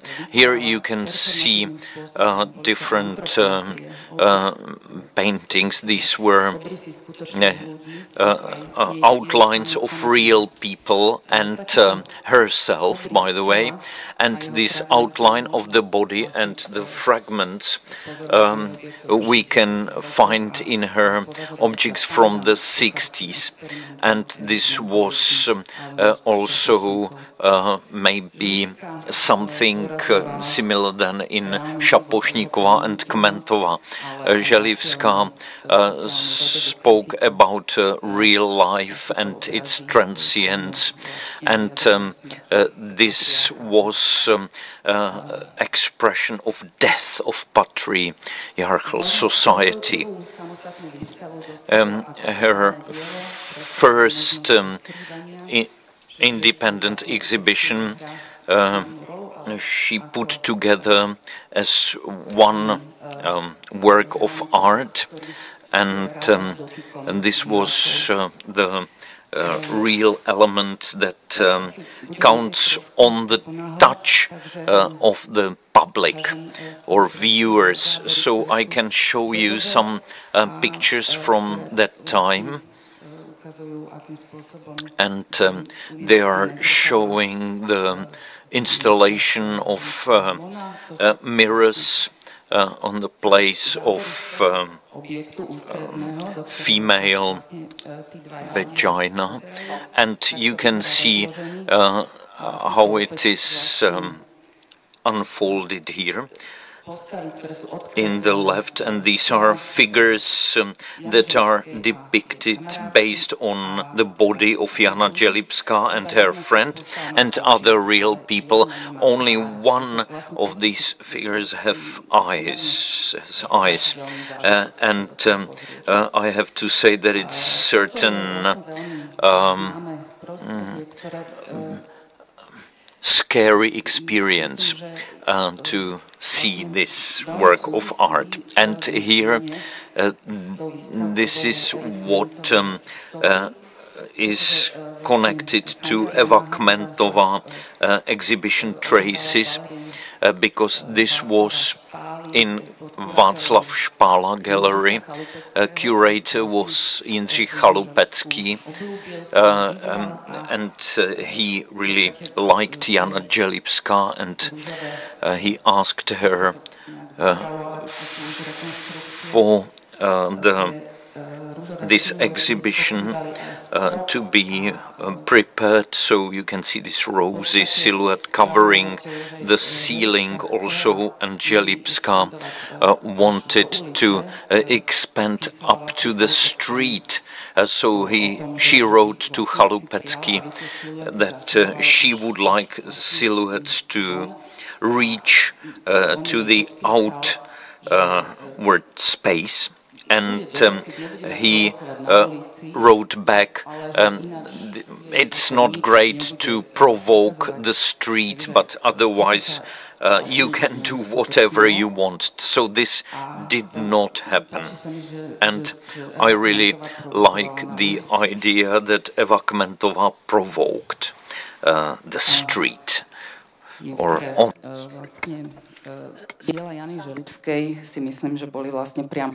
I think were directly influenced with these sculptural experimenters,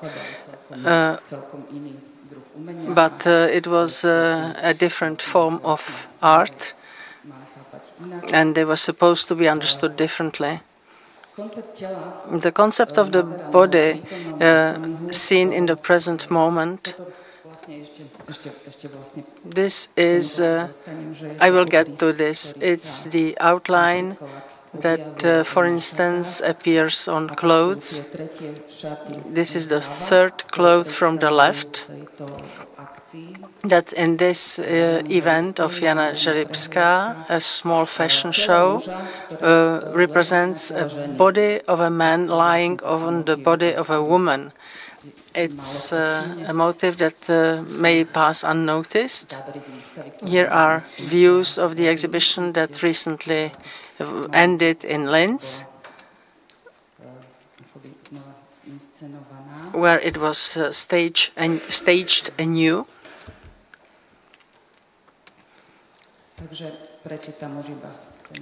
I'm going to read the conclusion now. Artists use their identity to take back their identity as a female body. They were pointing out motherhood, corporeality, getting older, dying, and facts that are unique for women that can be considered purposeful choice. I think that this patrilineal tradition was changed, and they inspired a lot of other artists. Thank you for your attention.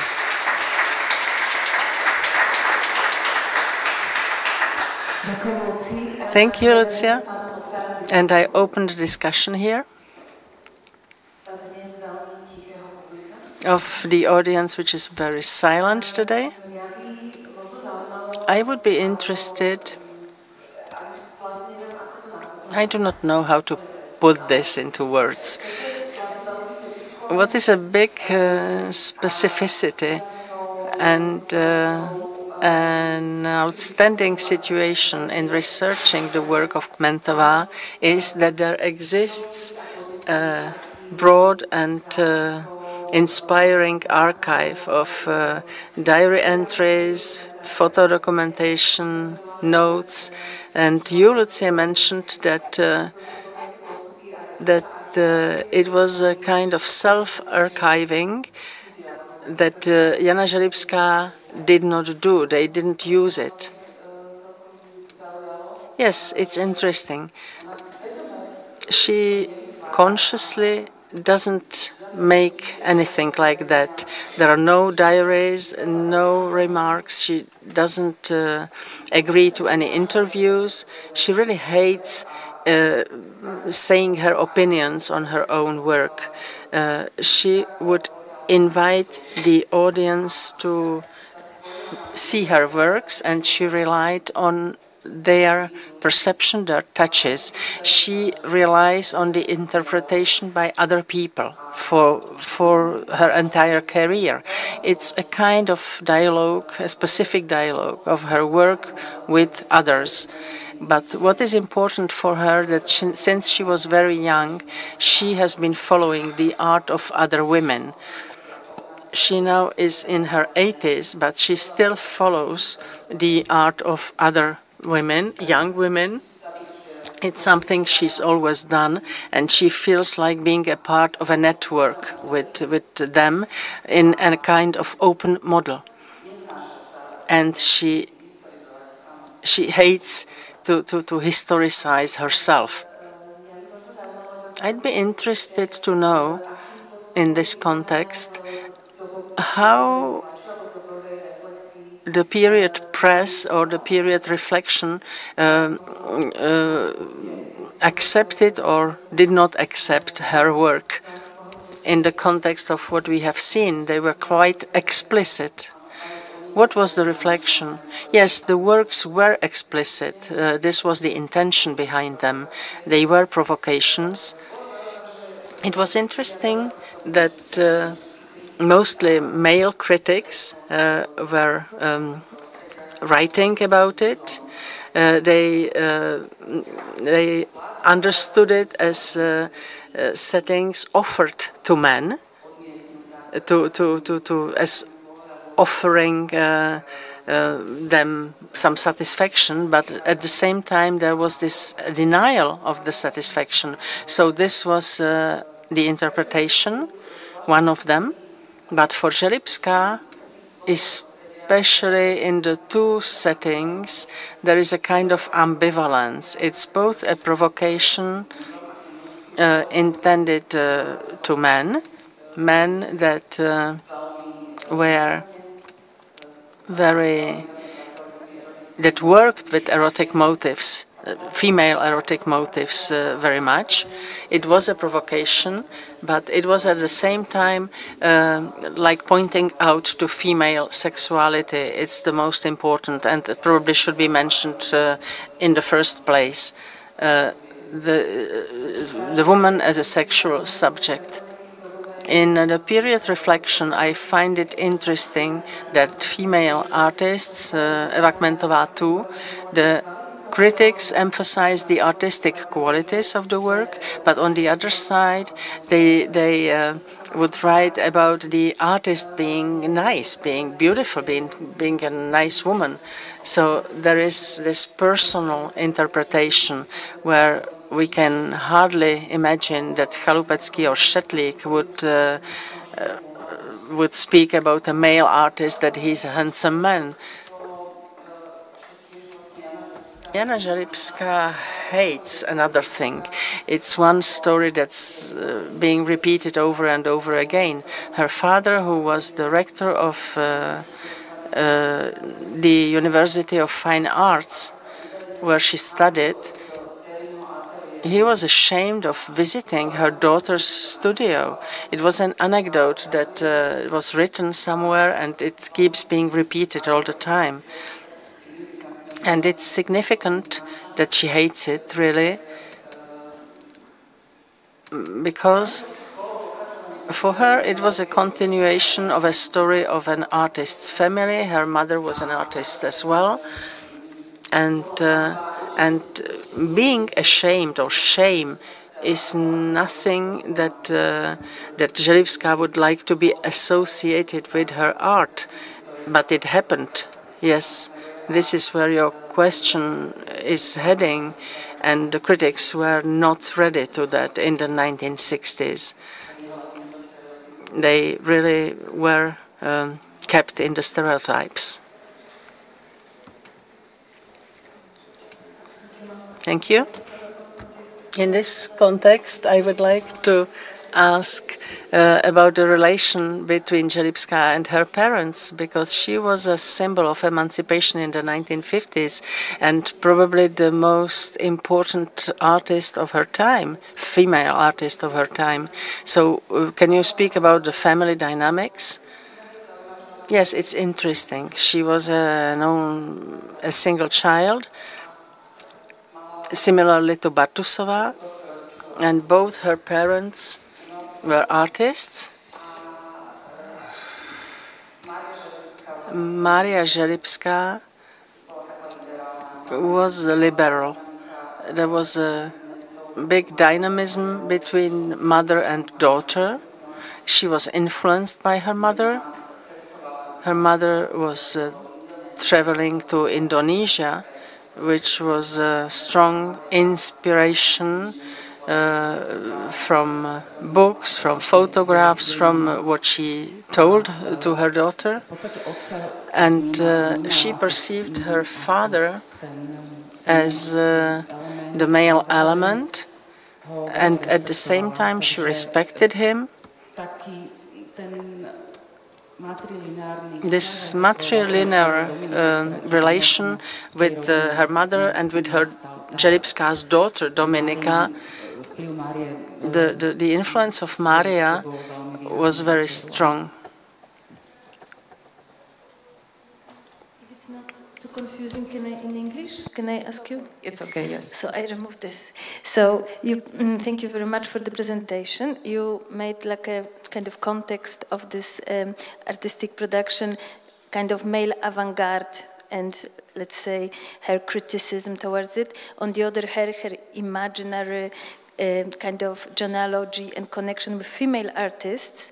But I'm also interested in the relation between the progressive socialist modernist discourse about this sexuology, and we could recently read in English, for instance, the publication of Listkova about this very, as I said, progressive discourse, and I wonder if it was only related to kind of scientific circles, or this openness towards sexuality, towards female orgasm, and all this affirmative way of thinking, and not at all suppressed and modern. Was it also something that she was part of this kind of public discussion, revolution, or yeah, so was it the context of her art also?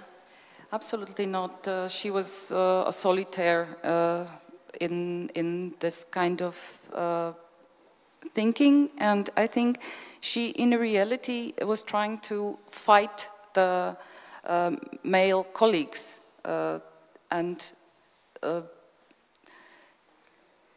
to stand strongly as a subject from a female's perspective, but speaking more or less the same language. That's how it started in the 60s. But then, actually, of course, we know that the 70s brought yet another kind of situations where, especially in Slovakia, many artists changed their language. That also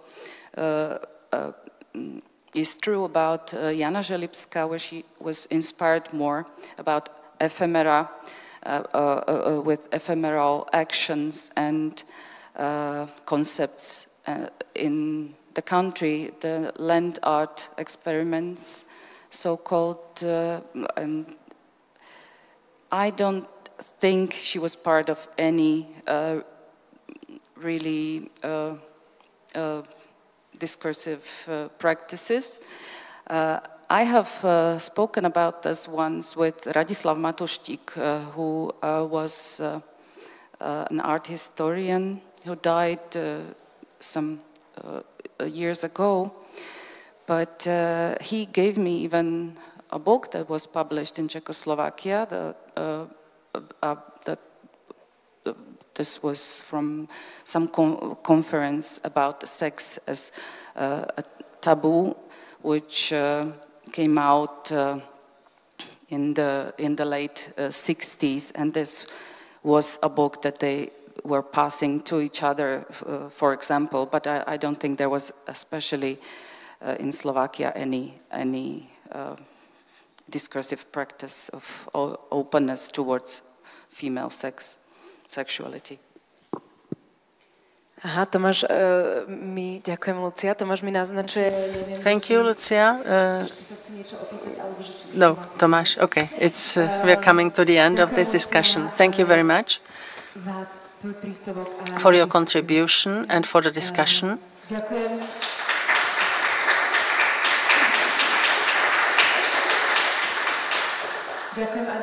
Thank you all. So we're coming to the close of the morning block of the conference. You are invited to lunch. It's downstairs in a room called Studio. And we will be looking to see you here at 1:30 in an hour. And it will be moderated by Tomáš Pospíšil. Thank you. Looking forward to see you again.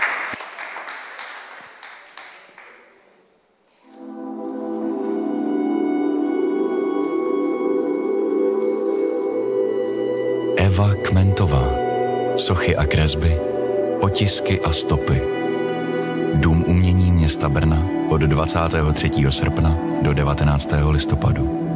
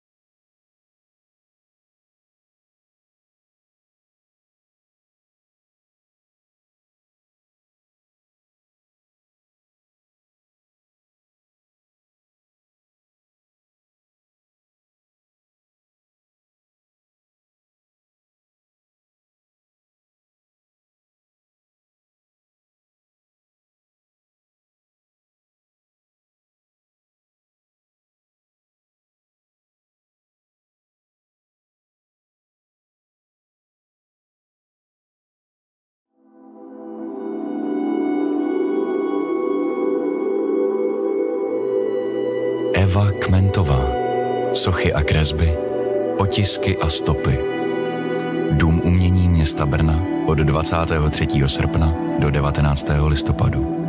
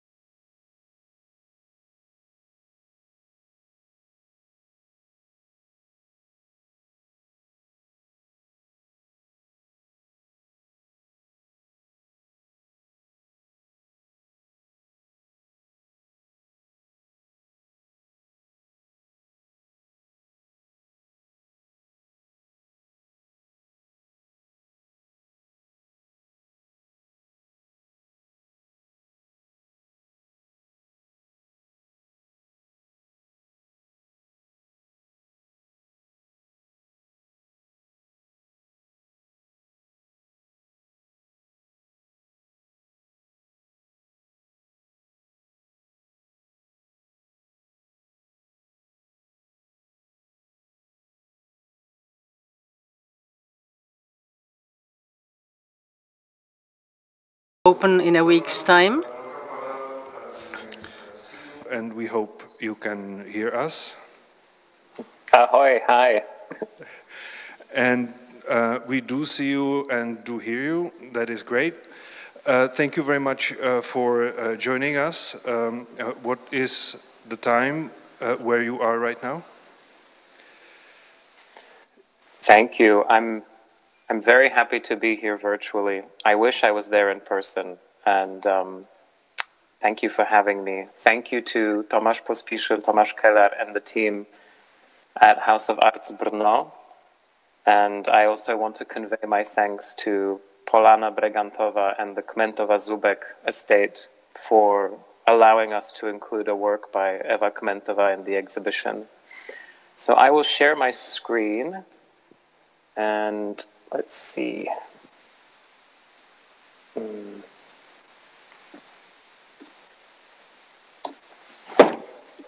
Okay.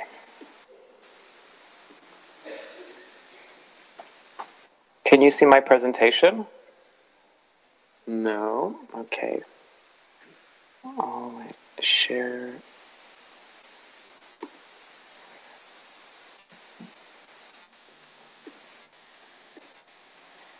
How about now? Can you see the presentation now? Yes, we can. Yes, great. Okay, so I think today I would like to start by saying that I am not a specialist on Eva Kmentova's work, and I very much wish that I was there with you to learn more about Kmentova's work. And so today I want to share with you how we are presenting Eva Kmentova's work in the exhibition Multiple Realities, which will open next Friday at the Walker Art Center. And I think for me, one of the opening questions is, how do you convey someone's practice to an audience that is far away? How do you convey and present an artist like Eva Kmentova to a North American viewer? How do you present a practice that they have probably not seen before? And so when we think about something as radical as this piece, Stopy from 1970, I think that perhaps a North American viewer might associate this work with something that's already on their horizon. So for example, they might think about the radicality of this gesture vis-a-vis an artist like Graciela Carnevale from a very similar period from 1968 in Argentina, another artist who is thinking about what it means to make the viewer complicit and give agency to the viewer in an action in a gallery space. Or perhaps a North American viewer or even a Minneapolis viewer might think about what it means to let the viewer take something and take art away from the exhibition space. Can you hear me? I'm yes, we can hear you, but we lost your presentation. Great. Okay, thank you. So,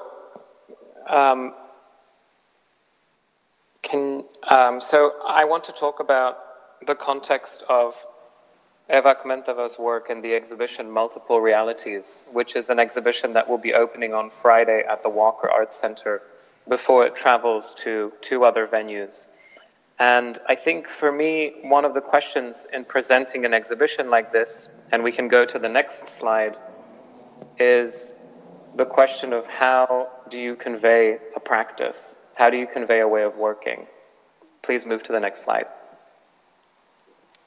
So, one of the big questions is around assumptions, and specifically to make an exhibition like this in North America is the assumption of familiarity or the lack of familiarity. And so how do you present a practice of an artist who has not enjoyed visibility in this part of the world?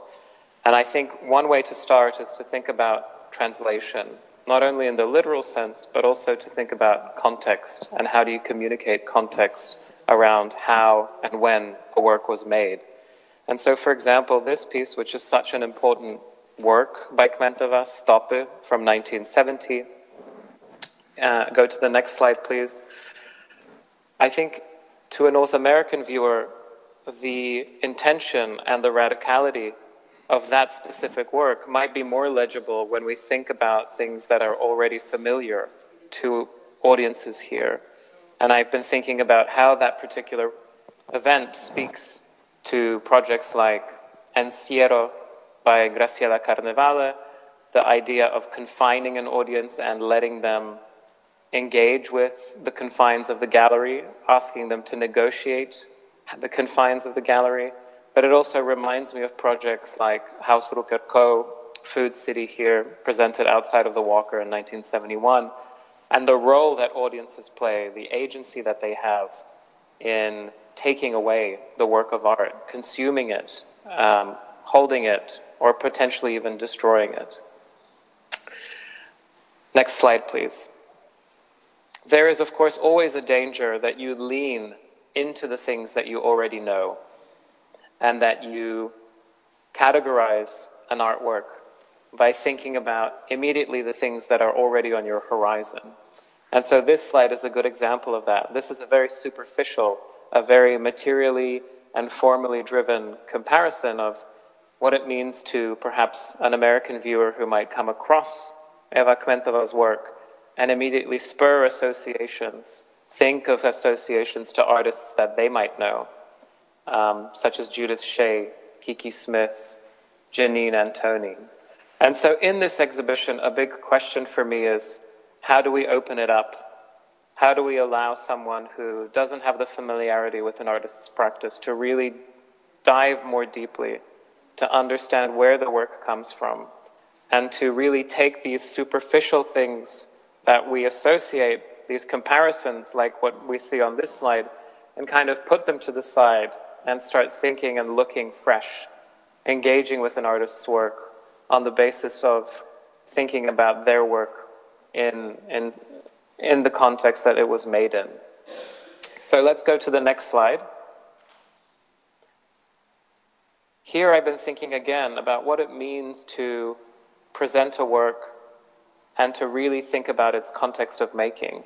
Here we have two artists working at a very similar time, thinking about what can be described as quite similar issues in terms of violence, in terms of persecution, thinking about major seismic shifts, historical events that are happening. On the left, a very important work, Target Man and Target Woman from 1968, a time that is, of course, such a pivotal moment in Czechoslovakian history, but also the history of the region. And on the right, a work by Faith Ringgold made just a year earlier that reflects on many of the similar issues that she's contending with as an artist when it comes to issues of brutality, of state violence, and how those impact the everyday lives of artists. We can move to the next slide, please.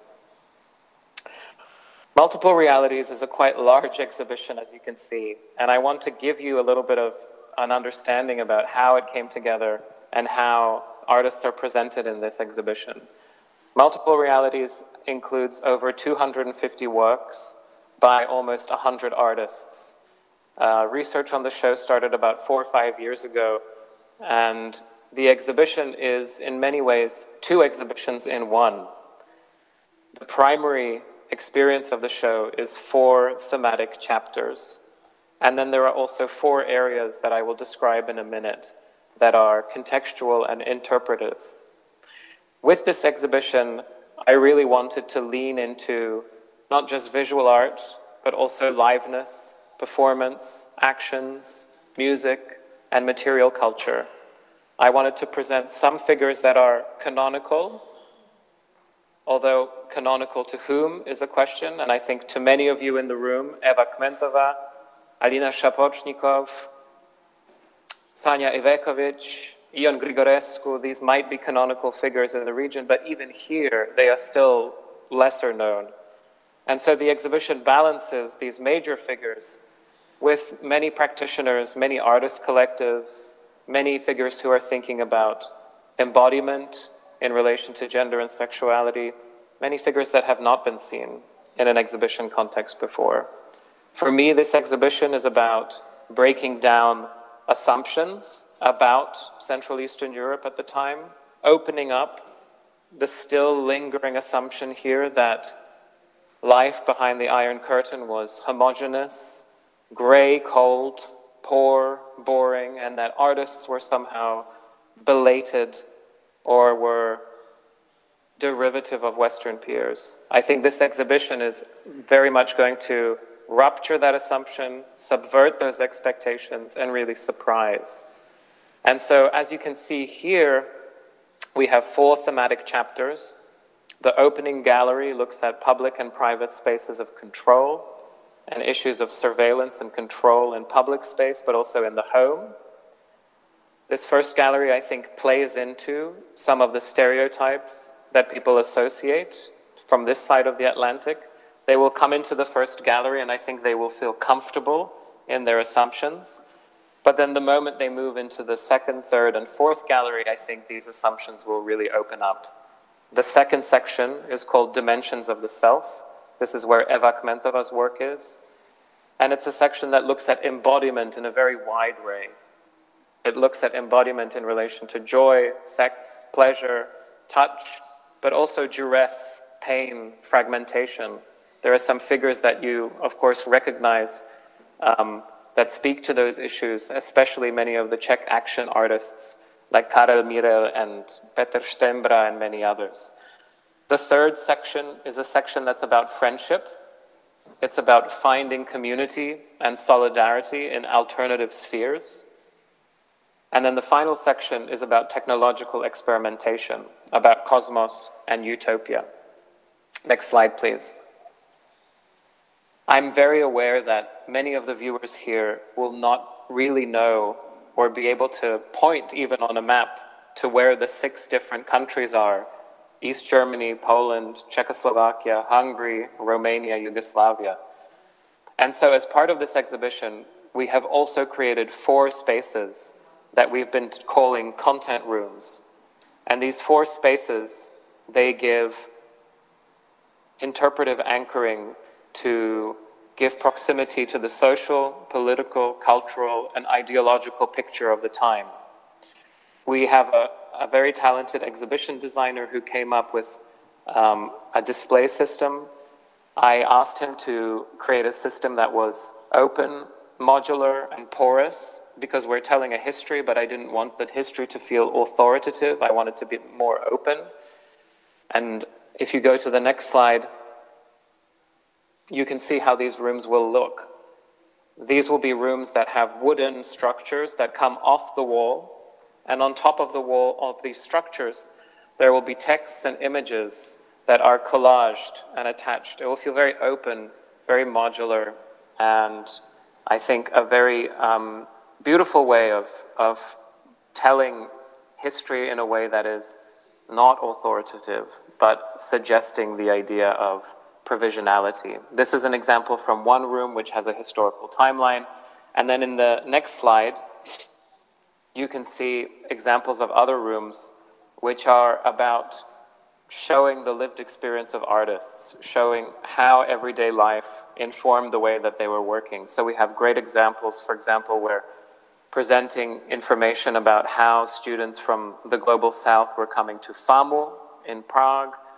We have a story about Julius Koller and how he was making amazing conceptual work, but also still making academic painting. We have stories about mail art. We have stories about Balaton Boglar. These are ways of showing our viewers how these larger structures, the larger politics of the time, impacted the lives of artists. The next slide, please. This is where we come to Eva Kmentova. These are images from yesterday. So when I say that I wish that I was there with you, you can see I have a good excuse why I'm not there. Yesterday we were installing Eva Kmentova's work in the exhibition. Kmentova's work is presented in the second section, which is called Dimensions of the Self. Next slide, please. I really wanted to create a tableau, a setting of works by artists where I see affinities between them. This was the initial plan, and now if we move to the next slide, we can see the final layout of this platform, which brings together work by Alina Szapocznikow, Maria Pińska-Bereš, Jana Żelibska, Barbara Falender, Teresa Murak, and Eva Kmentová. You can see here is our head technician, Peter, holding up a shelf. In front of him is Human Egg by Kmentová. Next slide, please. With this setting, I really wanted to celebrate the material adventurousness, the experimentation, but also different registers of joy, but also introspection, intimacy, the notion of touch, the suggestion of touch in many different artists' work. And so we are contrasting here different figures such as Alina Szapocznikow, Jana Żelibska, and Maria Pińska-Bereš. And there's certainly, at the first immediate approach to this platform, there's this first kind of impression, I think, of joy. But as we dig deeper and we look at the work and talk about the work to our viewers, there's also another layer which again deals more with introspection, which deals more with the context of the time that the work was made in. Of course, Human Egg being a great example of that, a really touching piece made at such a challenging moment. And in the next slide, you can see there's also a much more explicit and much more pop reference to sex, to joy, to touch, to pleasure. There's also the reference to fertility, which is something that appears so much in Human Egg. This suggestion of renewal, of womanhood, which is also something that resonates in the works by Teresa Murak, which are shown right above Eva Kmentova's piece. For me, one of the most important things, aside from giving viewers the opportunity to engage with the work on its own terms, was to also open up the readings of this work. And I think that the slide I showed with Kiki Smith, Janine Antoni, and with Judith Shea, I think when Americans come to this array of works, they will immediately think, these are, of course, feminist artists from the Eastern Bloc. And a big emphasis that we place in the interpretive materials around these works, but also, as you can see on the next slide, a large emphasis that we are placing is actually discussing that in the gallery space, opening up that assumption, questioning it, because as so many of you in the room know, applying second wave feminism to these artists is highly problematic because it's not a term that many associated with. It's also a term that has its meanings in North America that are quite different to Central Eastern Europe. And so on the one hand, we really are showing these works to allow viewers to really think about them formally, materially, but conceptually and in terms of context, we're really opening it up and asking our viewers to rethink their assumptions, particularly around feminist practices, around ascribing those labels to the artists that are on view. So the platform that has Eva Kmentova's work, on the other side is a major installation by Janina Tworek-Pierzgalska, a work that has not been on view outside of Poland in, I think, 4 decades. And then right next to Eva Kmentova's work is this long wall, which includes a wallpaper by Eva Partum, which references this project that she did, where she put posters around the city in Warsaw, 600 posters. We talked to Eva and she loved the idea that we recreated this in the gallery. And it's an artwork, but it's also a surface for other artists. You can see here from left to right, Vera Fischer from Zagreb, Sanja Ivekovic, Natalia LL, Teresa Gierzyńska. And below I've included a list of artists that are very close to Eva so that you can understand the context that we're building for Eva, but also for these other artists. And again, I think as we look at this list together, we can see figures that we understand as, again, canonical. I would say Geta Bratescu, Szapocznikow, but many others, even Teresa Tyszkiewicz, so well known in the region. Even someone like Teresa Gierzyńska, Teresa Murak, these are not figures who are well known here. So it's about, for me in my curatorial approach, it was very important that we were lifting those voices and celebrating practices that have not really been celebrated here in the US. And I'm very happy that Eva is part of that dialogue and part of that mix. I'm happy to answer questions, and I'm sorry that we had some technical difficulties. I hope that you can follow the exhibition when it opens online and see some images. We've been installing the exhibition now for 2.5 weeks, and having worked on it for 4 years, it's a great joy to see it jump from the screen of my laptop or the page of the book into the space of the galleries. I can't wait to see people engage with the show. Thank you. Happy to answer questions. Thank you, Pavel, very much. And I do apologize for technical problems that were fortunately solved.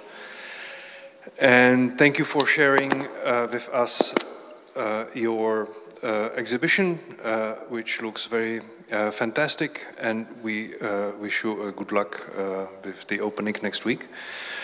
And I do open floor for questions. Okay, we have one. Hi. It looks really very interesting, the exhibition. It's a pity, it's so far away. But I wanted to ask you, you mentioned several times that the curatorial concept was based on this idea of countering the assumptions of American audiences, but I think in a sense this exhibition also could be shown in Europe, continental Europe, because in a sense it also it's criticizing the wave of exhibitions that was in the 90s and 2000s, this kind of identitarian exhibitions of Eastern European art that were precisely based on second wave feminisms or other interpretative models based on Western kind of theories. So I was wondering if you would do this exhibition differently if it was shown in Europe. It's this kind of potential histories question. And secondly, could you tell us a little bit about the research, the 4 years of research? Was it collaborative research or was it your own research? And how did you cope with this material, with getting all this very precise contexts? Thank you. Thank you for that question.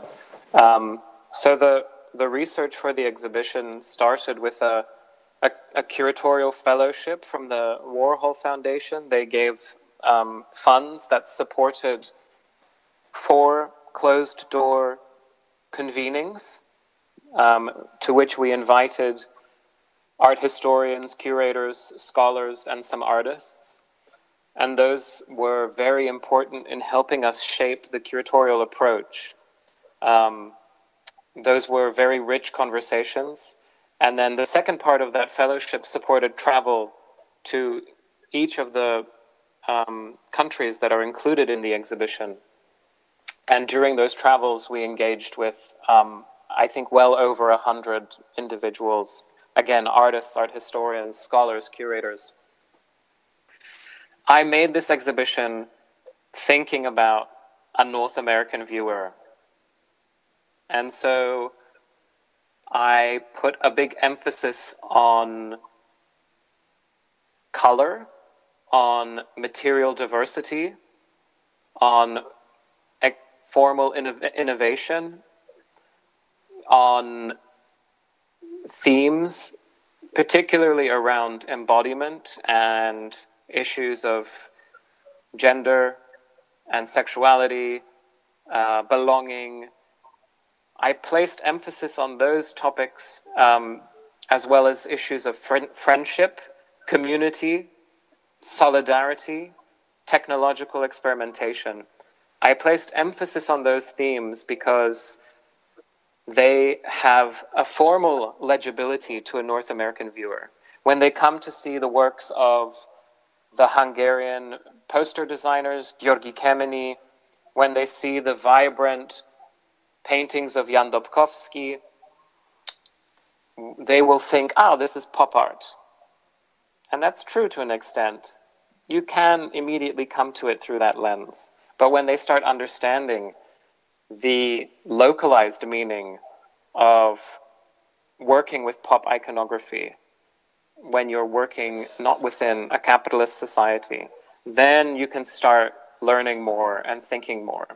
So my selection for the show was also about playing and pulling threads that are already familiar to an American audience.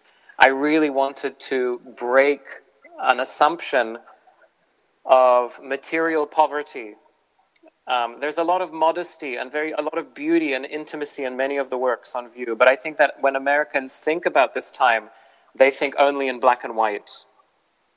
And I really wanted to show them the diversity and the adventurousness and the experimentation. That was very important to me. So if this exhibition came to Europe, I think a question would be, how familiar is it to you, these names? Are you learning from the selection of work on view? Or does it feel too canonical already? I very much was thinking about someone coming to this show from here.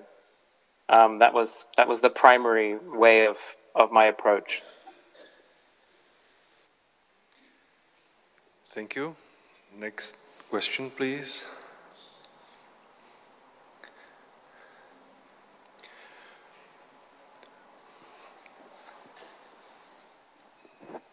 Hi, thank you so much for the talk. My question kind of extends on the question of research. And I wanted to ask you because you're kind of posing this, or you're kind of repeating that this is made for American audiences and kind of targeting their assumptions, but I would be really interested in the kind of institutional infrastructures and maybe also collections in America. Where do these art objects come from? And we know that there was, of course, a lot of also a lot of exchange throughout throughout the history of 20th century of let's say very simplistic, like in simplistic terms of the East and the West. But is there like a tradition of collecting? Is it only new, or what are the trajectories of the objects that you're exhibiting and of the art pieces that you're exhibiting? Sure. This exhibition at the Walker Art Center, and I would say the Walker has always had a very international approach. Our collection is, I think, 30% of works in our collection are by international artists, which is unusual for an American museum. This exhibition sits within a history of the Walker organizing international group exhibitions and international retrospectives. I see this exhibition sitting in relation to International Pop, which was in 2015. I see it in relation to Global Conceptualism in 1999. I see it in relation to Tokyo Form and Spirit, 1986, the largest survey of Japanese art, performance, music, material culture in North America at that point. I also see this exhibition in relation to retrospectives of artists like Pasita Abad, Tatsumi Kudo, Huang Yongping. We're always generating this scholarship and research and introducing these artists to North American audiences. In terms of the selection of work, I made a decision that will be scandalous to the purists in the room, which is that most of the photographic work in the show is exhibition prints, and a lot of the limited edition works on paper, like Sanya's work you see here, is an exhibition copy. Because this show had to travel, and it has 2 venues, and you simply can't travel photography for 18 months. So that sets part of the material of the show. But most of the exhibition came from Central Eastern Europe. Most of the loans came from Central Eastern Europe. There are only a couple that we borrowed from private collections in North America.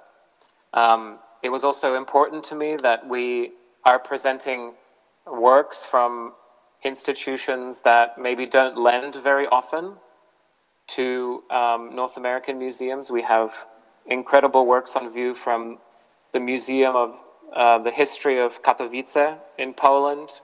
We have many works in the exhibition that came directly from artists. For example, a 1969 painting by Dobkowski came directly from him. And then many other works were very hard negotiations with lenders. Vera Fischer, her collages, which are incredible, that was a very long negotiation with MSU in Zagreb. Janina Tworek-Pierzgalska is, and works by Zdenka Čechová, those came from collections of museums that don't foremost collect visual art, they collect textiles or applied arts. So I also wanted to draw on lenders and collections that are not, let's say, traditional in terms of such loans. That was very important to me. And then your question around networks of exchange, we talk about that in one of the content rooms. And so we talk a little bit about mail art. We tell the story of the FAMU Film School and Łódź Film School and how students from all over Southeast Asia, South America were coming to those places in the 60s, 70s, and 80s. We talk about these moments of connectivity in those spaces as well. Thank you. We have time for one more question.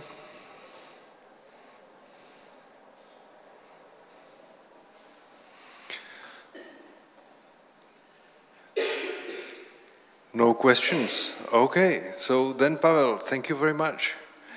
And, thank you, everyone. And we wish you a good opening next week.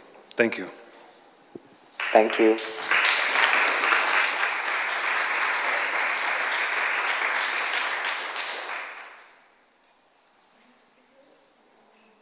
Tak, ještě jednou.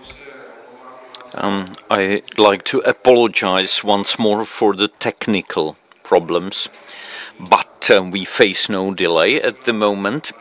And I'd like to introduce Mariana Placáková to you, who is the next presenter of our symposium. And at the moment, Mariana is the editor of the journal Sešity pro umění a příbuzné zóny, published by the Academy of Fine Arts in Prague.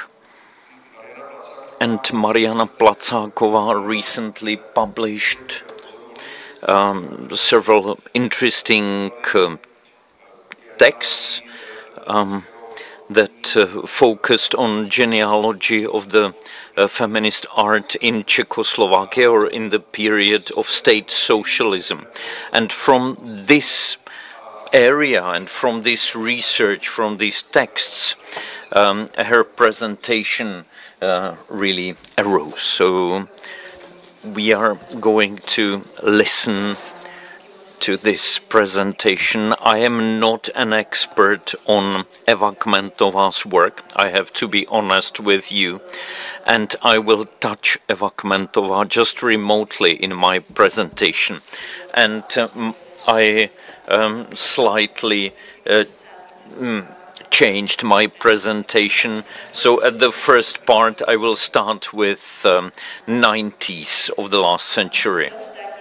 The image of state socialist emancipation of women was gradually taking shape in the post-1989 transition period, which saw political democratization, the transition to a market economy. Although women living in the West were interested in socialist emancipation of women before 1989, in case of Czechoslovakia, these were often emigrants after 1968, so Alena Heitlinger, Hilda Scott. The main interest in the region and its experience came with the fall of the socialist bloc. Many local activities and NGOs began to be sponsored by Western feminist organizations. And together with Western feminists coming to the Czech Republic, a debate on feminist issues opened up in academic discourse and in Czech society. The contemporary thinking about feminism was characterized by an unclear conceptualization in which the label feminism, it functioned primarily as a label for a new and content unclear phenomenon coming from the West. So the term feminism, which had a provocative effect in the local environment, was therefore treated with caution. The term gender was often chosen to describe local feminist activities. So this was the naming strategy of the Gender Studies organization in Prague. Or local terminology, women's emancipation, women's exhibition, women's art, was used. The word feminism did not appear once in the 1993 feminist issue of Fine Arts magazine. However, this feminine cannot be interpreted unilaterally only as a result of gender blindness among Czech women and their negative attitude towards taking political position, but also it was a reaction to the image of Western feminism, which the majority of Czech society viewed through the pre-November war prism, so as a decadent ideology and senseless struggle between the two sexes.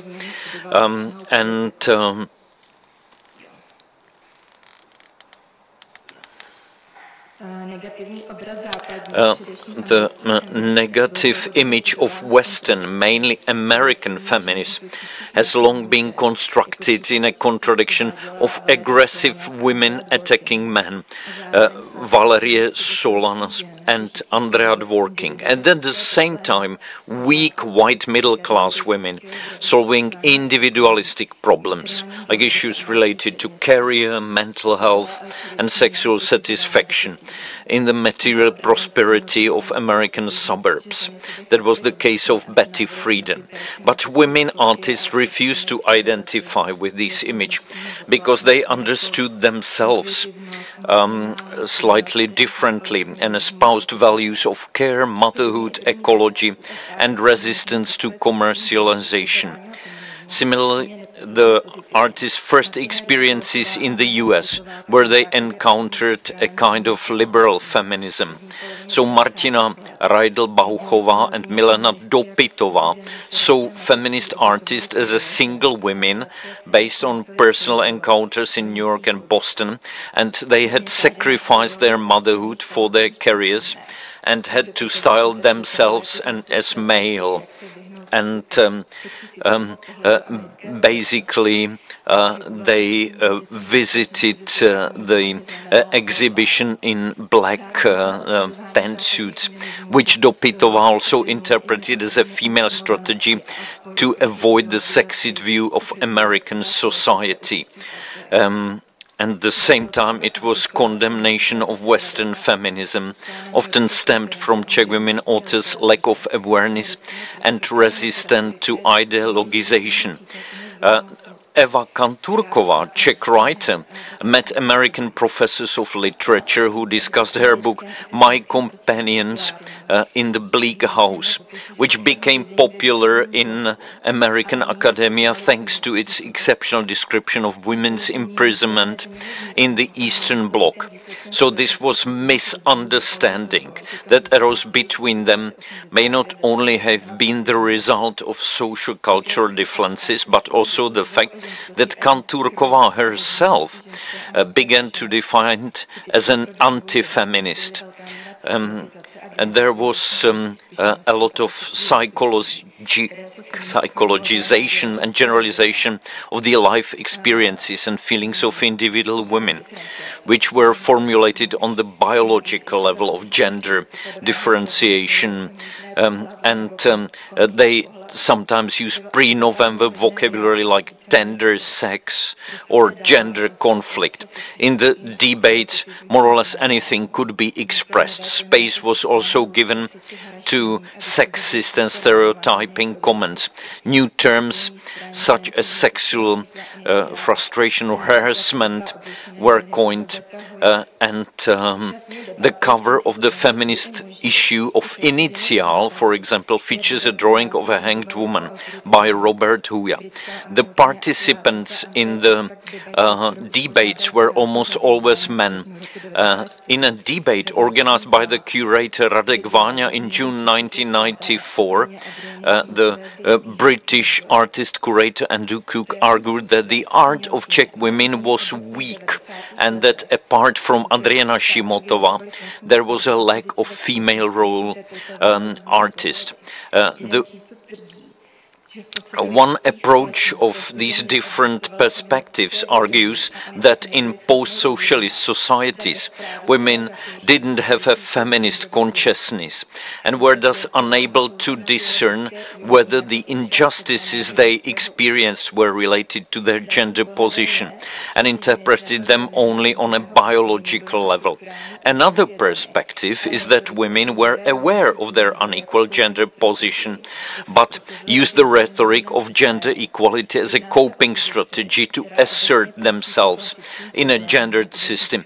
It is a position that is generally one of the classic problems of women's identification with the feminist position. And the latter interpretation, the second one, points to the positive outcomes of the state socialist policies, which in many ways made women in socialist societies usually experience a more equal in socialism gender position, and thus their expression could be based on previous experiences of more balanced gender relations. This third interpretation was formulated by sociologist Gerlinda Šmausová, and she documented it on its absence of the notion of the self-evident. The degree of her own socially emancipated position was only realized by herself and journalist Alina Wagner when she lost it. That was a moment when they emigrated to the Federal Republic of Germany and they needed the consent of their partners to deal with the authorities. So in Western Germany, when you wanted to open a bank account, you had to ask for the consent of your husband. Until at the end of the 60s. Alongside the phenomenon of unconscious emancipation, there was also an emancipatory and feminist consciousness of women in socialist society, which was manifested in wider society as a part of democratization process, which included also the re-establishment of the Czechoslovak Women's Union, demanding on the government to have more power in deciding the direction of form of women's emancipation, and through debates on gender issues in the contemporary press, which accelerated the whole political process. When one writes a history of sculpture in Bohemia after 45, one will not be able to bypass a phenomenon that has fallen into oblivion among the noisier events. 3 women sculptors, Fibichová, Janoušková, Kmentová. They stand out significantly from the situation of the late 50s, emerging from the common community of Wagner's studio at the Academy of Arts and Crafts. They ascended into sculptural marriages that created for them primitive conditions of miniature creative group and the possibility of working in a micro team. It also meant that they had to come to terms with the artistic individualism of their life partners. That wrote Ludmila Vachtová, the curator, in 1966. In case of Kmentová and Vachtová, it is a question whether they were conscious or unconscious emancipators. They both belong to the post-war generation of women artists and curators, and they were born approximately between 20 and 35. Often did not complete their studies until after the war, and these personalities include, in addition to Kmentová, also Šimontová, Válovy's sisters, Naděžda Plíšková, and many others. This distinctive generation of women authors is often remembered as a generation of women who were able to succeed in their careers thanks to their husbands, who were also active in the art world and helped them. However, it was, if we look at their position in the context of the time, there is no doubt that the systemic setting in which women in general became more emancipated after 1948, thanks to their own greater economic independence. At the same time, because the economic expropriation of private property affected men in particular. We also must not forget that in the 50s and 60s, for example, many American universities did not accept women for study, who often studied art at traditional women's colleges, designed only for women. At the same time, women in the 60s in Czechoslovakia experienced more power and prestige in society. So these were strong and prominent personalities, used to really asserting their opinion, and their status was not so dependent on their male partners, as Gerlinda Šmahusová recalled from her experience in Western Germany. Similarly, these women artists also serve primarily as female escorts for their artist partners at parties. So usually in Czech equivalent we can call Eva Kmentová Mrs. Olbram Zoubek. In the 60s, these circumstances led to the emergence of strong generation of women artists. Apart from artists, a new generation of critics and curators was formed. Alongside Ludmila Vachtová, they were Eva Petrová, Vlasta Čiháková Noširo and Milena Lamarová, who often contributed to the debate on women's question in her articles. The main premises of the debate were based on a critique of the gender policy at the socialist state, in which women's emancipation was largely discussed on a political level as an economic and social problem of the state. Thus, according to Lamarová, women in Czechoslovakia lived in a system of collectivized agencies, each of which held individual feelings about which, however, had not been taken into account. The new economic and social role that women began to play on larger scale after 48 also affected their family and emotional relationship. The criticism concerned the formulation of women's political interest based on women's experience and the recognition of the subjective interests of individual women. It's difficult to interpret how women artists at that time related to gender issues and whether they reflected them in their work or on the contrary did not take gender into account and proceeded from the prevailing concept of socialist humanism and universalism. It's difficult. Our material is limited. When I was going through Eva Kmentová current exhibition, I wondered whether, for example, apart from their works in paper with vaginal motifs, the thematization of the eye directly expressed in one of her drawings, and which can be also found in Naděžda Plíšková graphic art at the end of the 60s, could be related to the awareness of women's position in socialist society. The interpretation of feminist themes is always linked to the analysis of power. according to this quotation from the magazine Fine Art, Ludmila Vachtová argued that women artists after 48 reached a strong position in the art scene, using various strategies, and regardless of official policies, they made it on their own, thus defining themselves against the state-imposed structural improvement of the status of women in society. We should also note, however, that it was herself who contributed to thematization of gender issues.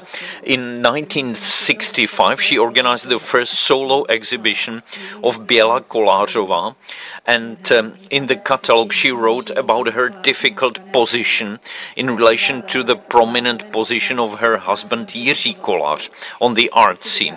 At the same time, Vachtová wrote a text about Kolářová for Vlasta, that was magazine published by Czechoslovak Women's Union, which was dedicated to promoting the women's issue within the ruling structures.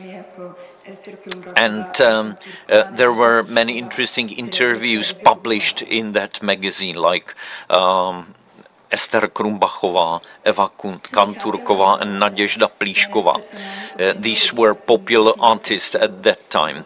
With the beginning of normalization that was connected with the change in personnel of people active in the public space and official institutions, the Czech Women's Union and the magazine Vlasta began to focus more on art from the regions, often by non-professional women artists involved in applied art.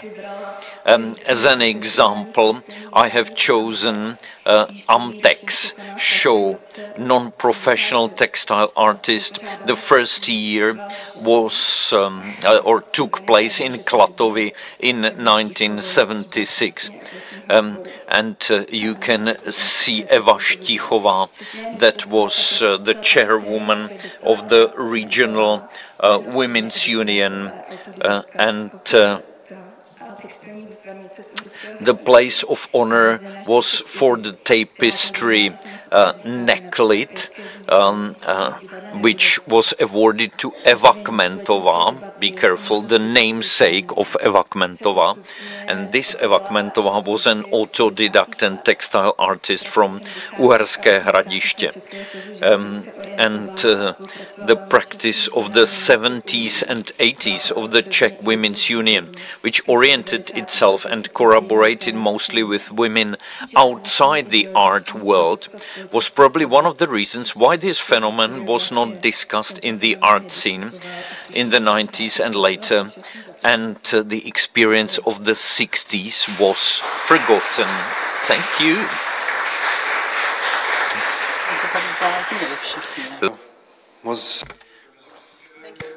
Vaše otázky, komentáře? Do you have any questions, comments? Thank you for this very nice and inspirative contribution.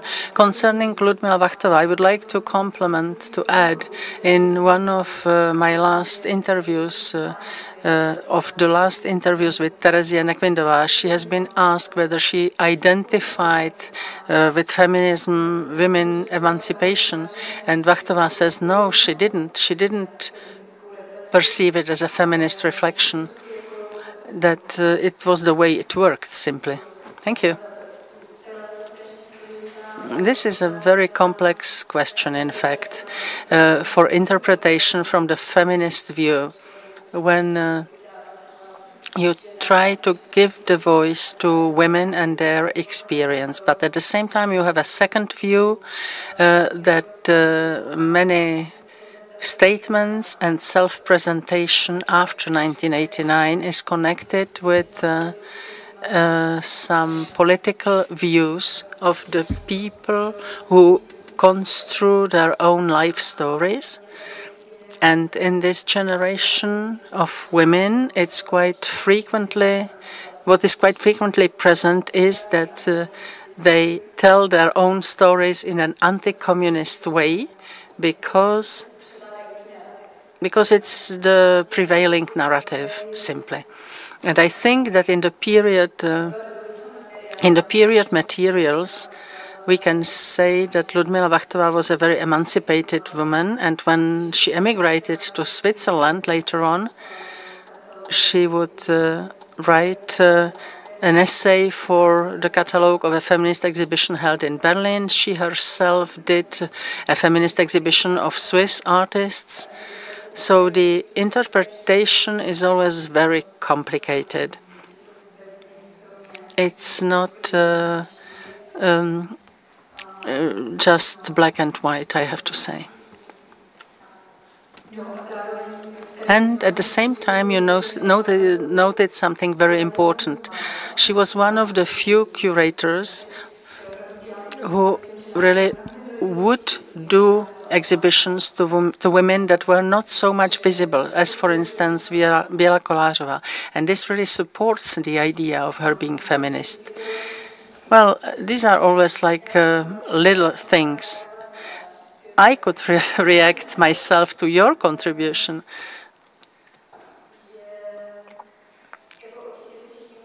We can all agree that art of Polish female artists can be much better interpreted from a feminist point of view. But I think that the historical parallels were different. In the 1960s in Czechoslovakia, the gender issue was really discussed. And in 1968-69, there arose openly works with openly formulated gender issues. In addition to Želibská, Zorga Salglová, Naděžda Plíšková, Biela Kolářová, there were many of them. And these women who are then associated with the unofficial scene, this is something which ended up with the so-called normalization. And in Poland, in fact, it began in the 1970s because the Polish artists were born later, in the late 30s or in the 40s. Only Pieninska-Bereš was born in the early 30s. And Alina Szapocznikow is older. This is, again, very problematic to be interpreted in the Polish context because she was very active in Paris, so she was, in fact, living both in Poland and France. So there is like a 10 years shift in time, mainly at least 5.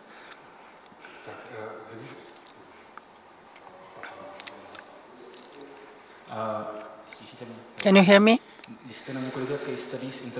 You have interpreted on several case studies the relation between the Czech scene and those who emigrated to the West, Western Germany and other countries, and some knowledge from the US. Can you compare somehow the situation here in the post-Soviet satellites and the Soviet Union and the situation in the Soviet Union? Thank you. Well, this was when I wrote my diploma thesis, I got this objection already, why I'm relating myself to the West and not to the socialist context. It is because the histories have not been written. For me, a big task is to find those little moments in Czech history, and it's even more difficult for the Soviet context because I can't speak Russian, and it would be hard for me to find anything on the Russian scene. There is a research concerning the Russian scene, but at present there is a lot of research going on in Central Europe.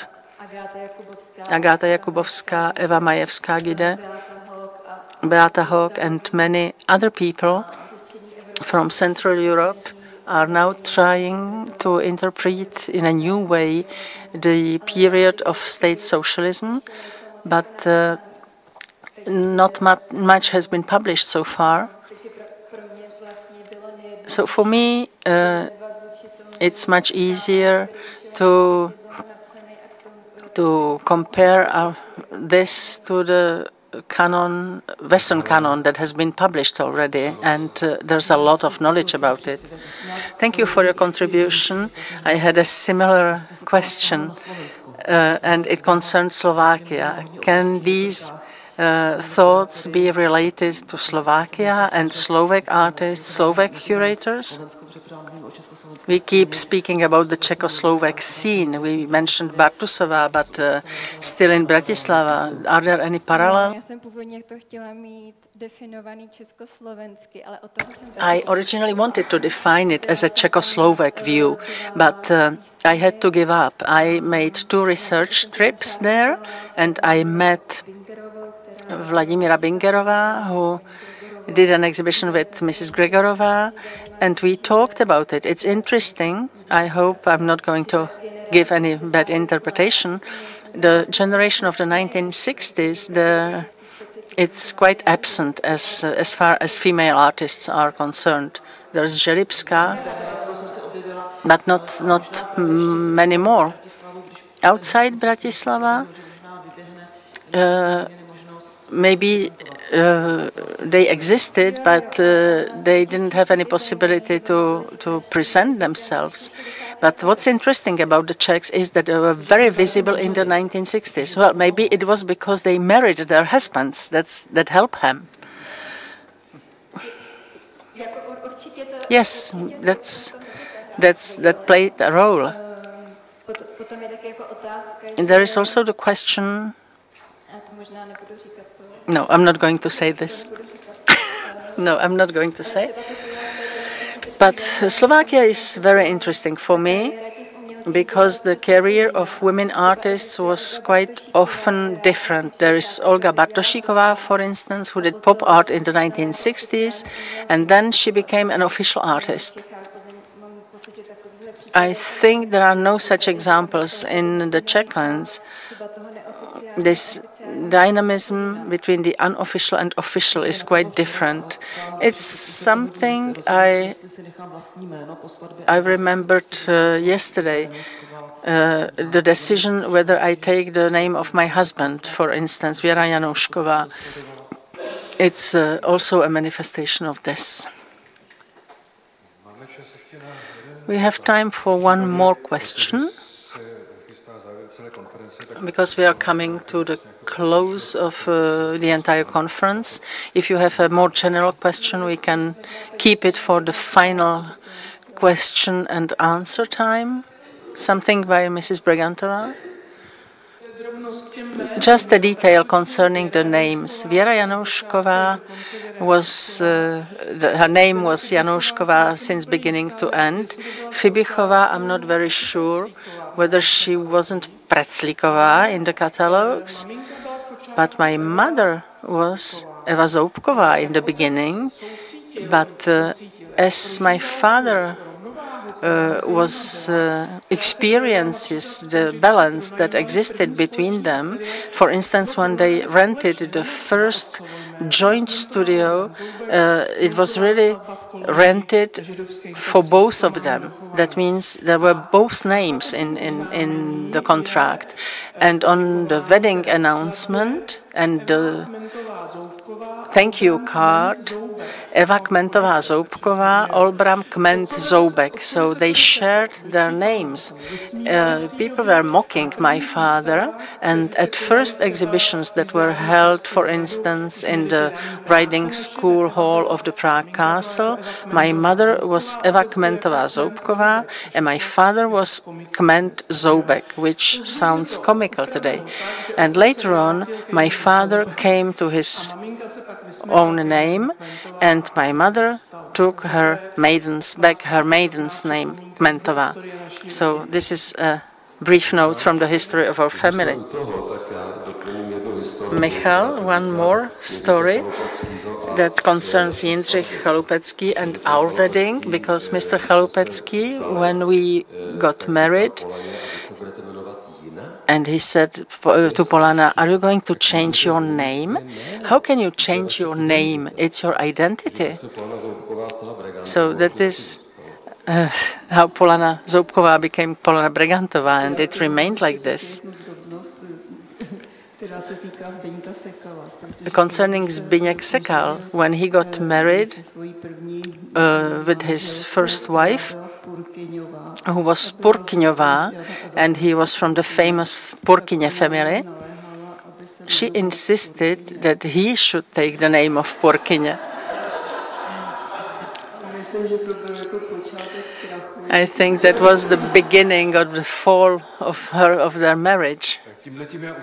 Okay, this is to conclude the discussion. Thank you very much, Mariana Placáková.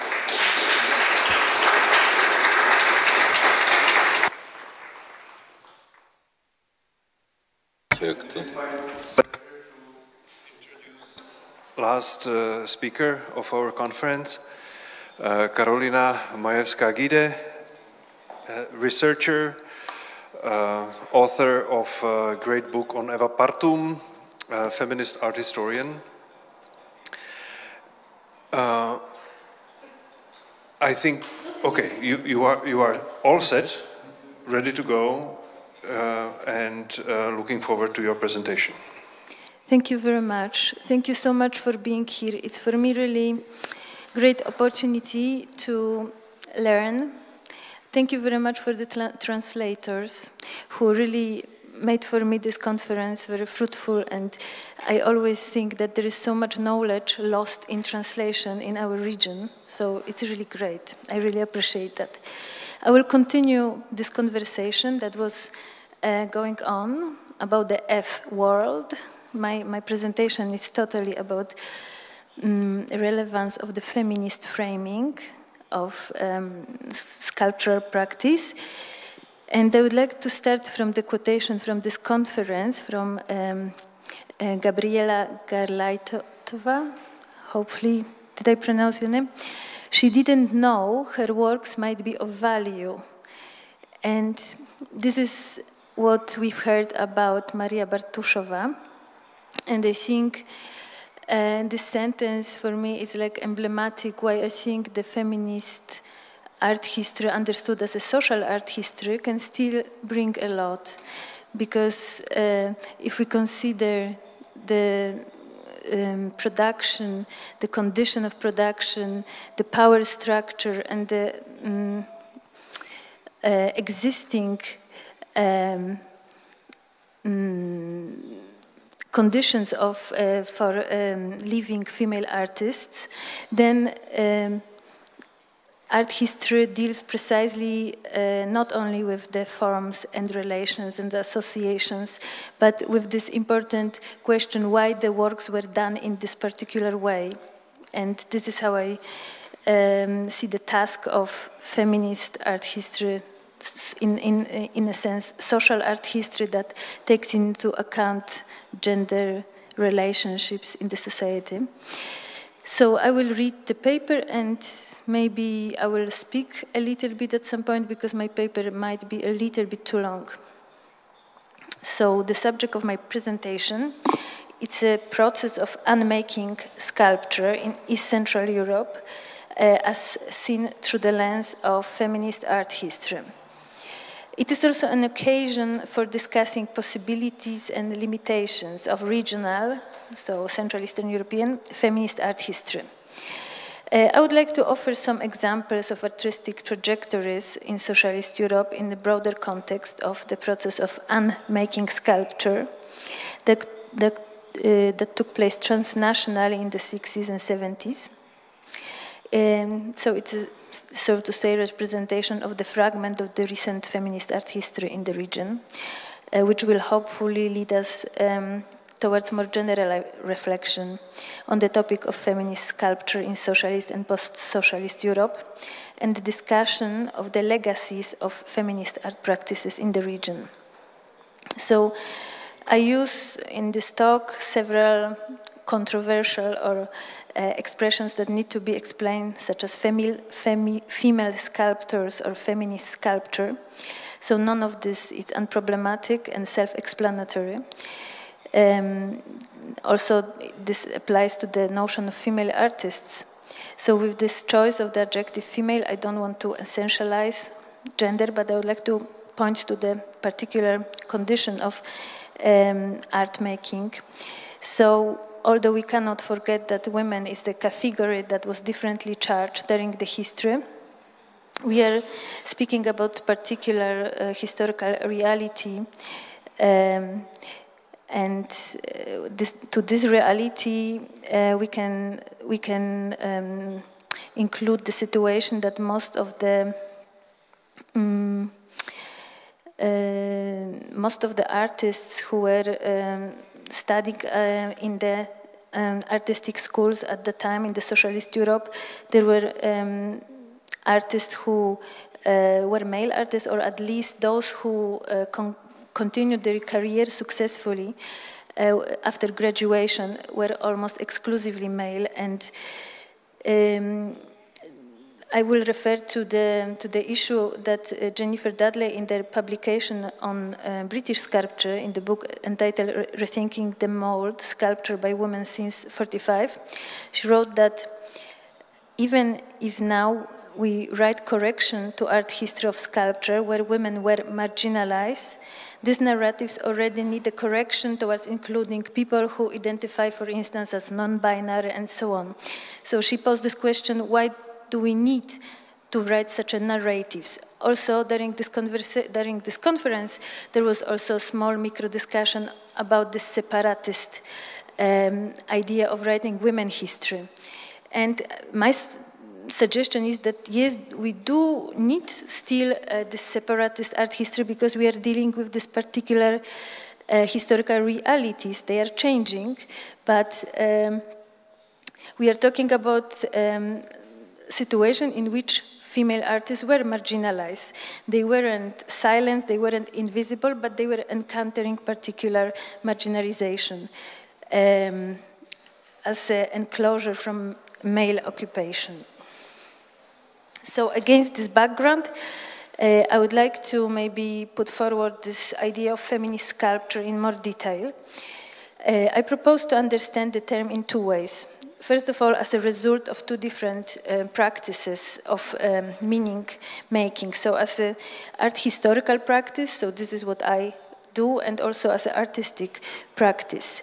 So feminist sculpture can be reconstructed retrospectively in this kind of narratives, or it can be a result of feminist art practice, which can be defined differently, taking into account the relationships between artistic radicalism and social radicalism in the respective practices.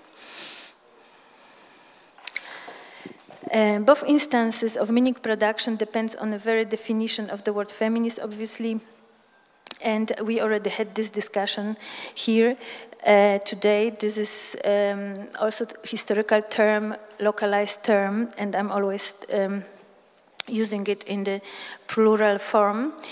The description or identification of sculpture as a feminist can therefore refer to its subject matter, its aesthetic, or the manner in which it is produced and distributed.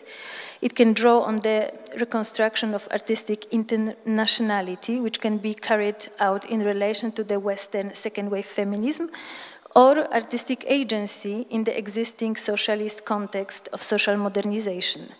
In any case, the feminist analysis of the works means maintaining art historians' awareness of contemporary situation and agendas, which is linked, among other things, to the intention of creating certain local genealogies of current artistic practices. Over the few past decades after '89, art historians in Central and Eastern Europe have been revising the language and canon of regional and local art histories, and many women artists have been incorporated into national and even international canons, as we could see today. Feminist art history, which developed in post-socialist space after '89, established new canons and narratives. For the first 2 decades after '89, feminist art historical narratives focused primarily on the problems articulated within second-wave Western feminism, and comparative approach was used very often. And it followed the paradigm that Agata Jakubowska in her latest book on Maria Pinińska-Bereś described as a feminist verification. So certain works, certain artists were included into canons, narratives, exhibitions if they met feminist criteria developed in the United States and Western Europe. But today researchers, as we have seen in the previous presentation, so historians, art historians, sociologists, they are asking new questions about the actual practices and policies of emancipation in state socialism. Most importantly, they ask about the sources of the emancipatory attitudes of women artists in the region. I think this question about sources is really crucial.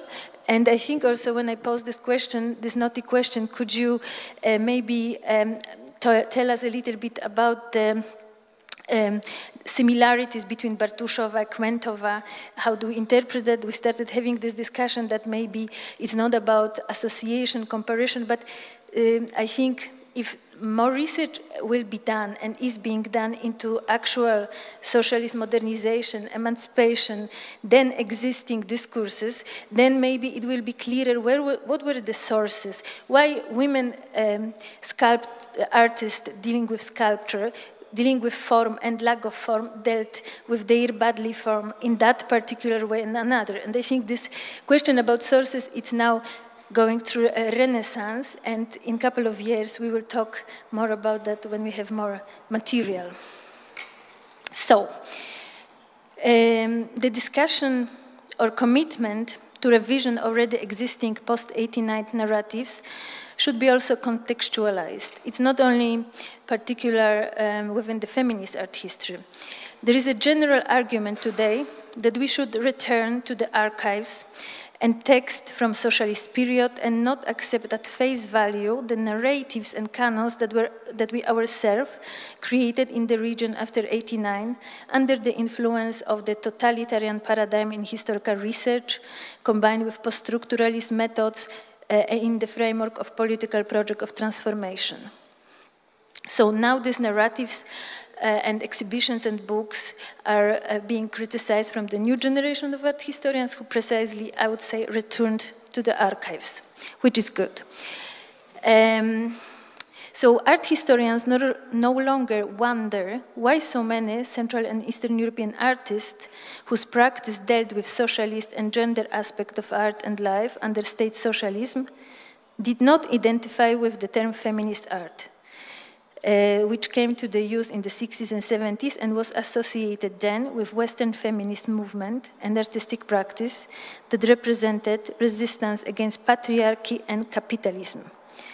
We understand this question why today differently, even if, as Lucy Lippard argued in '74, that second wave feminism gives us the opportunity to create new context to read art of women and men in the new light, many artists in various locations, not only in socialist Europe, refused to use this term. This refusal can be compared to the similar situation in which many Western artists did not want to be described in terms of their gender in fear of positive discrimination.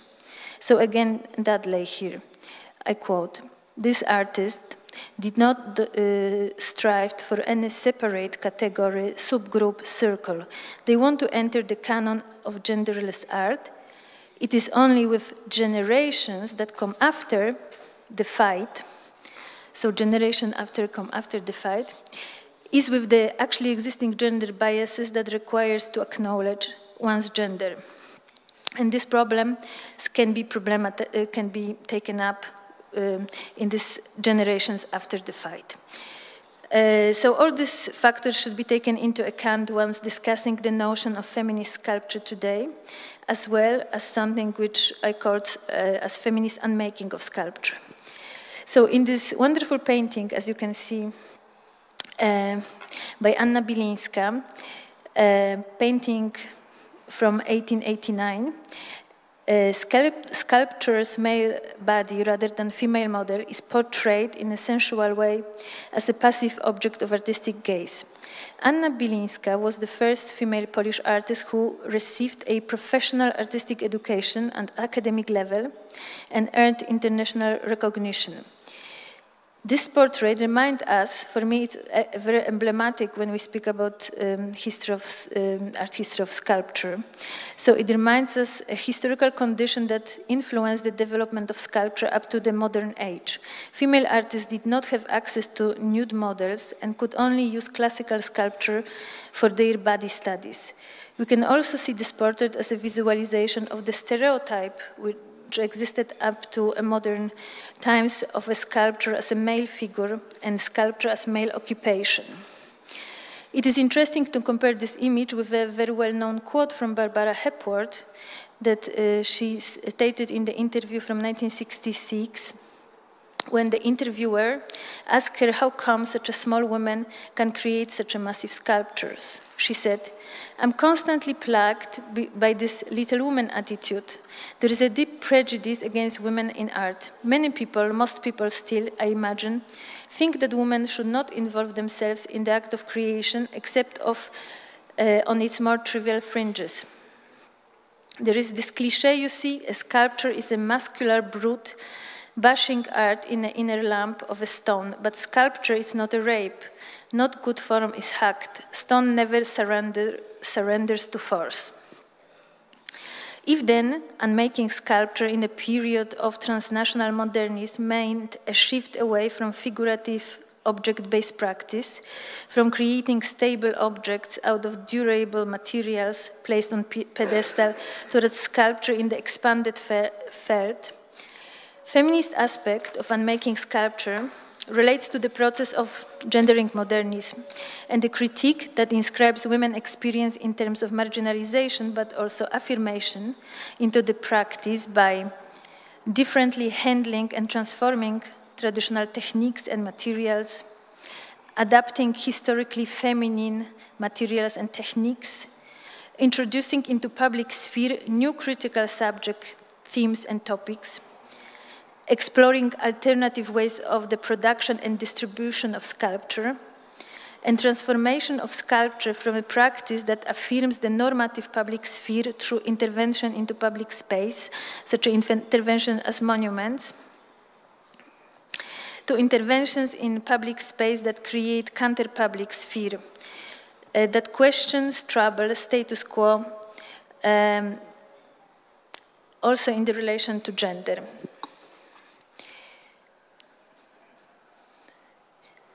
So due to the political constraints in socialist Europe's intervention into actual public space during socialism were either speculative, as you can see in this photomontage by Osi Drozdik, or as in conceptual projects by Barbara Kozłowska, or ephemeral actions and temporary intervention in public space, as you can see in this work of Eva Partum. The artists often work in the only accessible and uncontrolled public space, so-called nature, as in the case of Zorka Saglowa. Here the artist chosen a seemingly neutral side, but as soon as we read a description of the work, we realize that it was in fact a place of national commemoration. So if we consider the restrictions on accessing public space with your own artistic message during the time of socialism, we can assume that it was the studio, home, and artist-run gallery, or in some specific countries, artistic open air, that became a central site for the unmaking sculpture during socialism.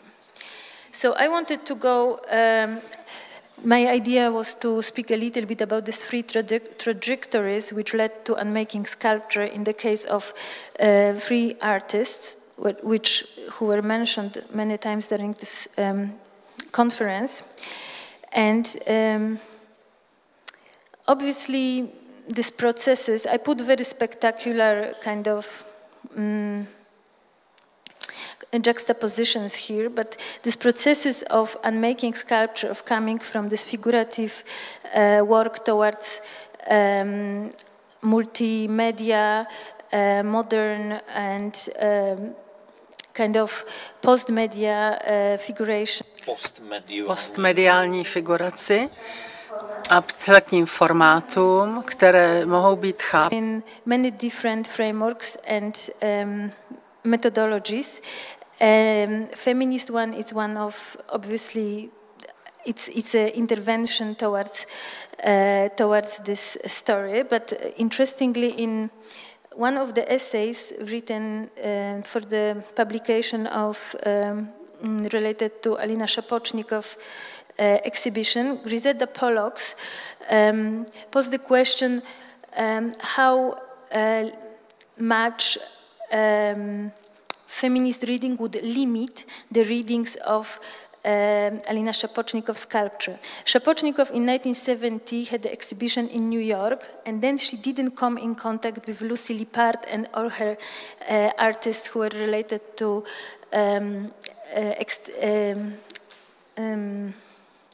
not extravagant abstraction, but what was the title of the show?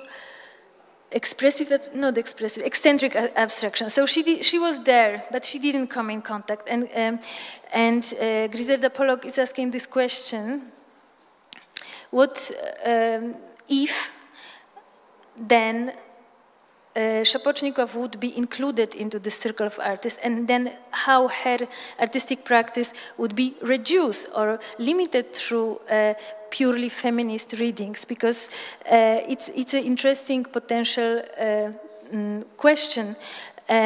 So I don't want to here in this presentation tell you that the only way of looking at this trajectories between different forms of art, the only way of reading this processes of elaboration and changes is the feminist methodologies, but feminist methodologies enables us, as I said, to approach certain aspects of these practices, to criticize the way how the artists were working and conditions of the work productions, but also, what is very important for me, create certain genealogies of contemporary feminist and not only feminist artistic practices that go beyond this reading that we know it. Here I put this juxtaposition of contemporary Polish artists Joanna Rajkowska and Maria Pinińska-Bereś work from 1972. The work which is on the cover of the new publication by Agata Jakubowska. Agata Jakubowska book, only available in Polish right now, represents precisely this revisionist art history that goes back to the sources, goes back to the literature of the time, and reconstructs the meanings of Pinińska-Bereś works based on materials and contexts from the 60s and 70s, rather than uses methods and terminology related to Western feminist art.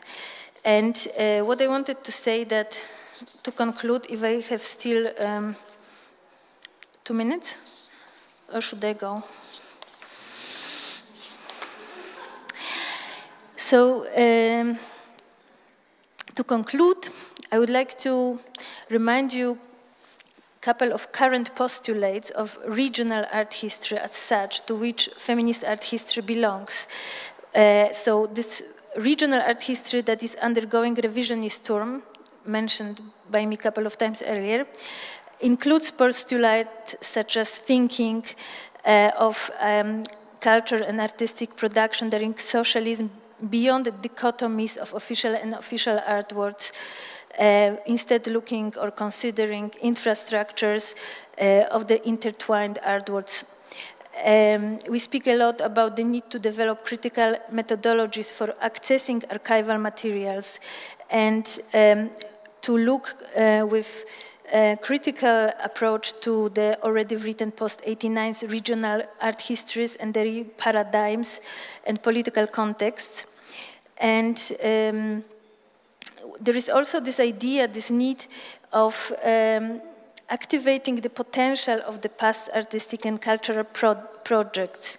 This last postulate of creating potential histories can be achieved either by revisiting the official archives and finding these materials that were never read, historizing them, and judging them for what they promised and not for they actually delivered, or this activating the potential past is done often by collaborating with contemporary artists who are doing artistic research.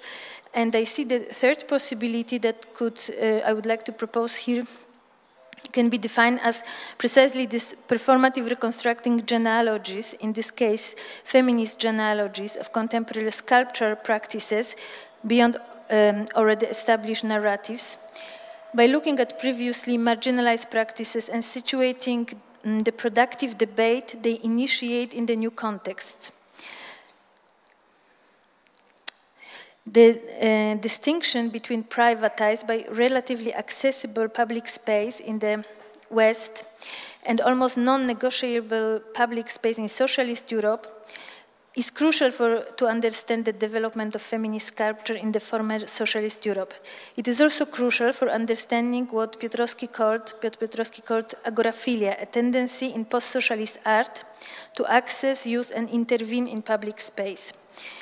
Piotrowski argued about agonistic dimension of art interventions in public space, aimed at unmasking reality and empowering different constituencies. However, we can also say that contemporary critical public art or public sculpture in the post-socialist space is linked to art created under socialism that aim not only at temporary disruption of the public consensus, but also at different understanding of the relationship between the body and the space. Contemporary public interventions not only live from conflicting narratives in the space, but are also catalysts of temporary fragile encounters with the site and with each other. This is the example of such a public sculpture that I see genealogically connected to the experiments of female sculptures that we were discussing during this conference. This project, this oxygenerator, was a generator of embodied relationship. It was not about agreeing on a narrative about a given place, confronting contrary points of view, but about embodied relentlessness to the place and each other. And this is how the artist commented on this project. She said that the moment you have to decide how to be with someone, it is the moment at which politics begins. Politics begins with the body. The project attempts to reduce this political moment to the situation of ignorance and acuteness and to the need to reconstruct togetherness from this balance of unease. So I propose that this political consciousness of embodiment, the presence and vulnerability of the body, genealogically roots this kind of contemporary artistic practices with the aforementioned feminist, experimental, and experiential practices of unmaking sculpture. Thank you very much. I hope that somehow I managed to reduce my too long talk and made some sense.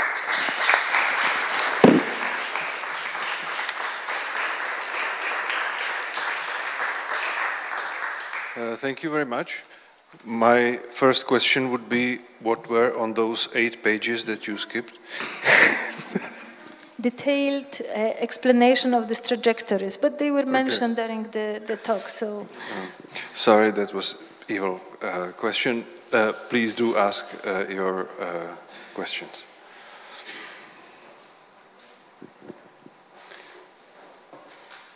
You can take the headphones. Yes, that's a good idea.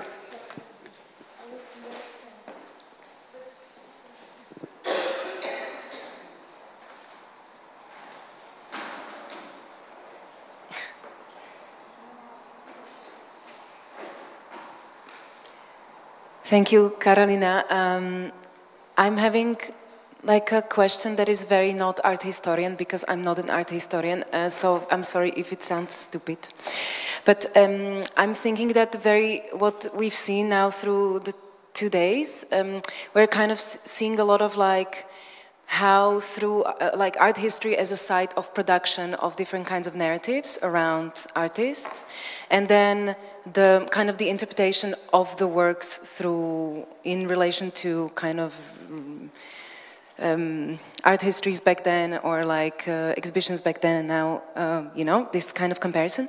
But I would be interested in kind of what other sites for production of these narratives there are, because I'm thinking, you know, we are now meeting here in the context of an exhibition that is trying to reframe Eva Kmentova's work in a way, but there's also been a lot of feminist, you know, over the past 30 years, there's been a lot of big, you know, exhibitions that have been trying to reframe and taking the curatorial or the exhibition as a site for this kind of knowledge production. Like, what is in your, you know, what are your thoughts on this connection between art history and curatorial practices in this feminist kind of rewriting of feminist rewriting in general of knowledge? Think it totally makes sense. I think that there is this very often through the group exhibitions or through individual exhibitions, through artistic research, there is a lot of interesting and not possible as simply in the linear text juxtapositions that give birth to new questions. So this is one very relevant way of historicizing the practices. So through the spatial kind of group and individual exhibitions. But I have to say that I see very much this new, as I said a couple of times, this new task of just going back and finding archival materials and reading again the books that were published in 60s, 70s and 80s. And I see this as a task of art historian, which is historian. So this is the difference, that curator does not have to necessarily, of course it can, but that does not have to, I mean, art historian also can just quote Foucault and Lacan and stay with it. It's not obligatory, but it would be nice to find out more about actually existing socialist modernization and the gender situation and true not yet written histories and materials. And that's why I think it's important right now to think about methodologies of accessing these archives. This has been, of course, done partially, but that I think it's related to this 25 years of neoliberalism, this new approach, this new wave of interest, of searching potentialities. And I don't mean idealizing the totalitarian regime. I'm talking about looking for the solution for the future, so rethinking the past, what it promised, what it given, what it delivered, but there is still a lot of knowledge, I think, that can be excavated. Thank you. More questions? Next question.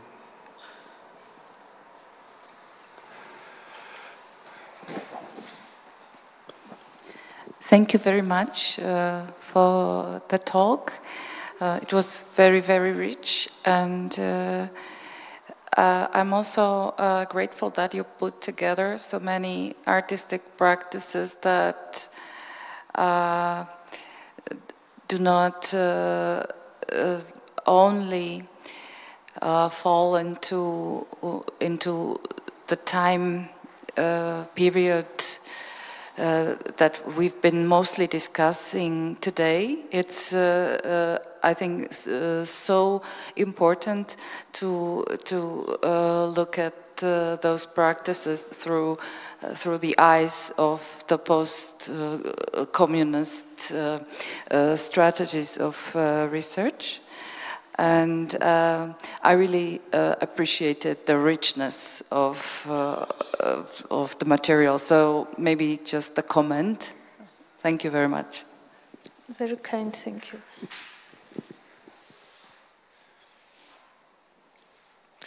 Tak možná už se na nás trochu. So maybe we are getting a little bit tired as the afternoon is advancing. Final remarks, please do sit where you are. I'll switch to Czech. Než začneme... Before we start saying thank you, I'd like to summarize what we have heard here during the past 1 day and a half. I won't be long, I promise. But originally, when we were making the call for papers for this conference, there were two general topics. On the one hand, those that related to Eva Kmentova as a sculptor. A hypothesis that we wanted to test was whether we can relate Eva Kmentova's work to the methodologies of feminism and whether we can classify her in a feminist context.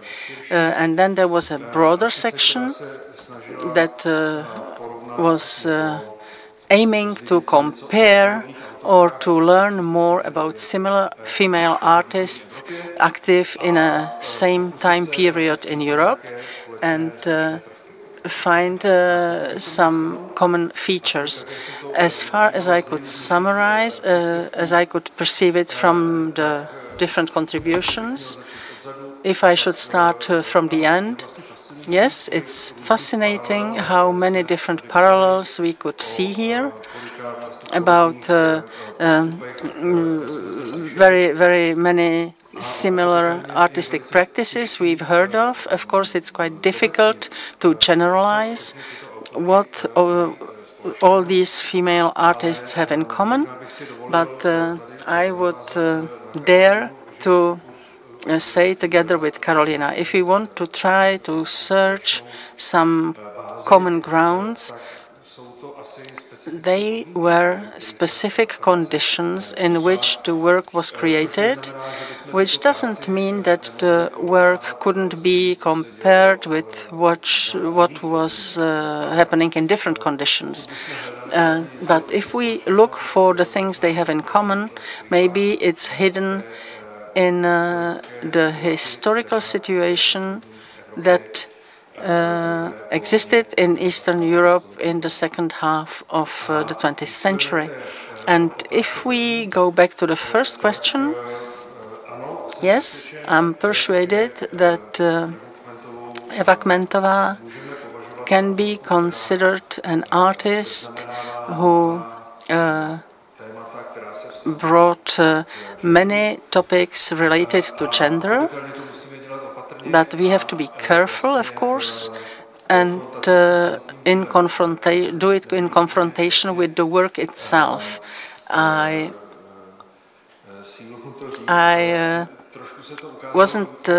didn't have enough strength to tell him, but it showed in Pavel Pysz's contribution, he was showing target man and target woman as a work representing the political oppression after 1968.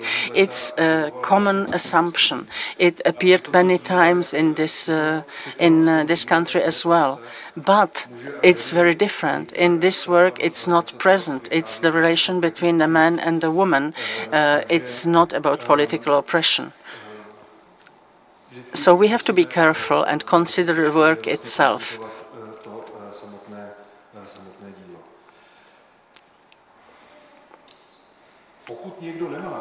If there is no general question or remark at this moment, or if someone wants to comment on any of the presentations that we could hear here, you look quite tired.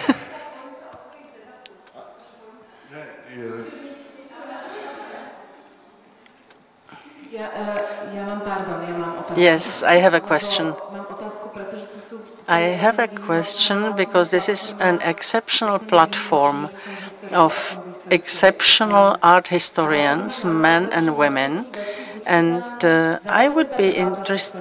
My first question is, what is the state of the art? We had like 10 or 15 different contributions, and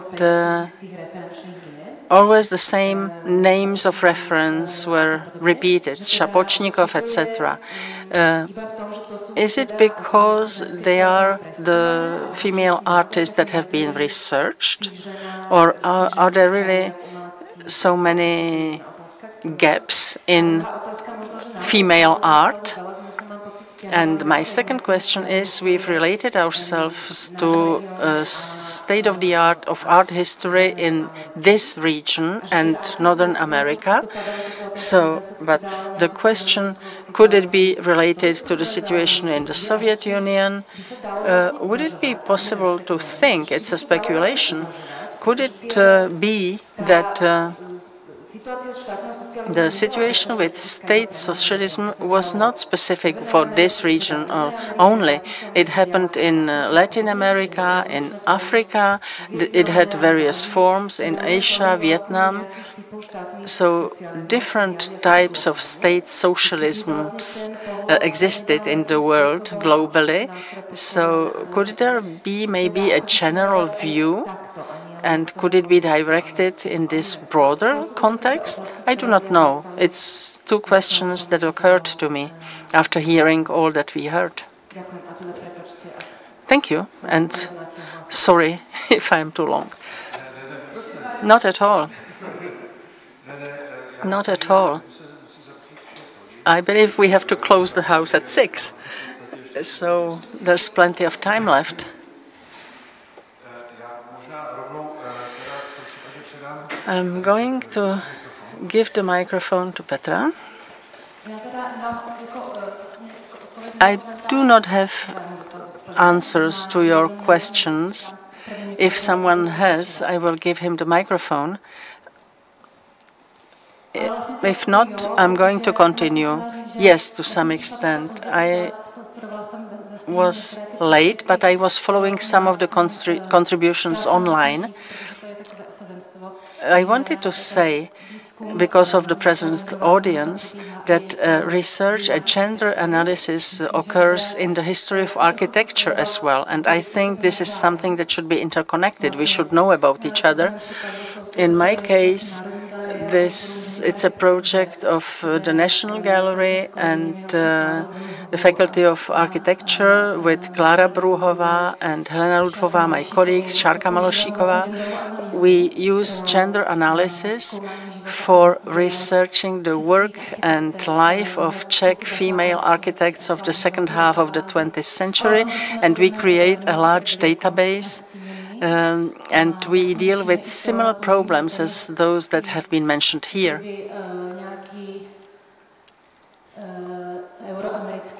And we are confronted with the Euro-American feminist discourse, and we check to what extent it's working in the Czech context. We are researching on methodologies for Czech research. We find approaches in the science of literature, for instance. We work with different materials, and we are aware that not always the Euro-American context cannot be always applied to this scene. And Zuzana, I would like to answer your two questions.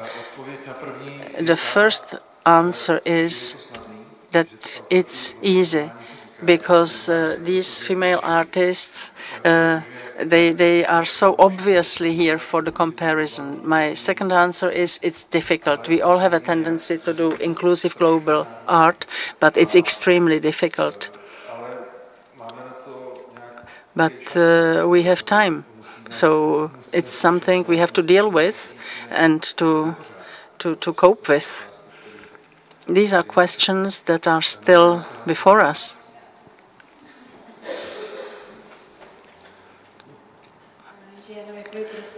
For comparison of the Eastern European and Latin American contexts, I've been a part of a workshop with Agata Jakubowska for 2 years, and there were women from Eastern Europe and Latin America. And for the comparison of the contexts, it was about state socialisms, but economic, cultural, and social contexts are so much different that the question, when you write comparative history, the conclusion usually is that you either look for things that were similar and things that differed. And from that point of view, for me, it is more interesting to write about one context only. And the comparison then is just a matter of a broader contextualization. I can send you the details. I don't remember them just now, but there were comparisons of Latin America with Romania, I think. So there is some research and it exists.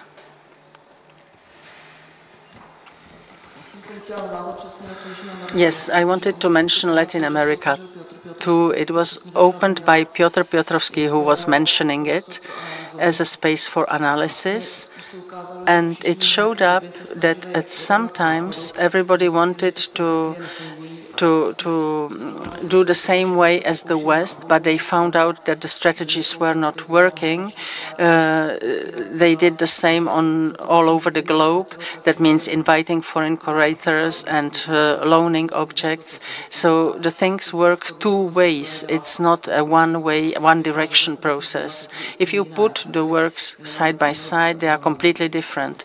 As you could see, the comparison and the picture of men target, women target, for an exhibition to Buenos Aires, the works with the white squares in the landscape were sent because it was interpreted as a study of homosexuality. It was completely wrong. It was a study of bisexuality. It was completely outrageous for us, but that's about the lack of understanding and how the contexts work differently in different areas. This is what I was trying to say.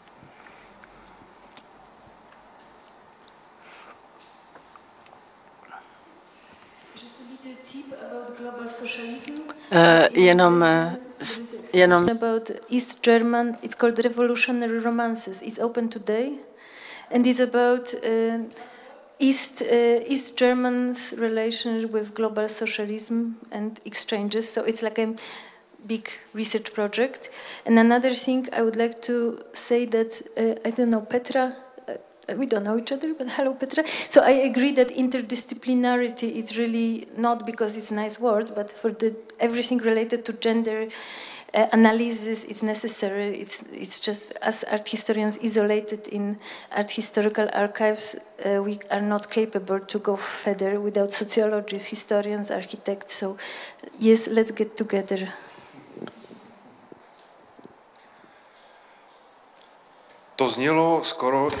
That sounded like a conclusion of this part of the discussion. And I'm going to ask Teresia, and we will start saying thank you. Thank you very much, Teresia Petišková, who represented the House of Arts Brno, that helped organizing everything and prepare this conference. I thank all the participants for their great contributions and debates. I thank all those who came and were listening to us, be it here or online. And of course, I thank Kmentová Zoubek Fund, who are in the background of all this, the exhibition, the publication, and this encounter. And because I'm in the position, you can't see them, but I can see them, the two brave people in the translator's booth.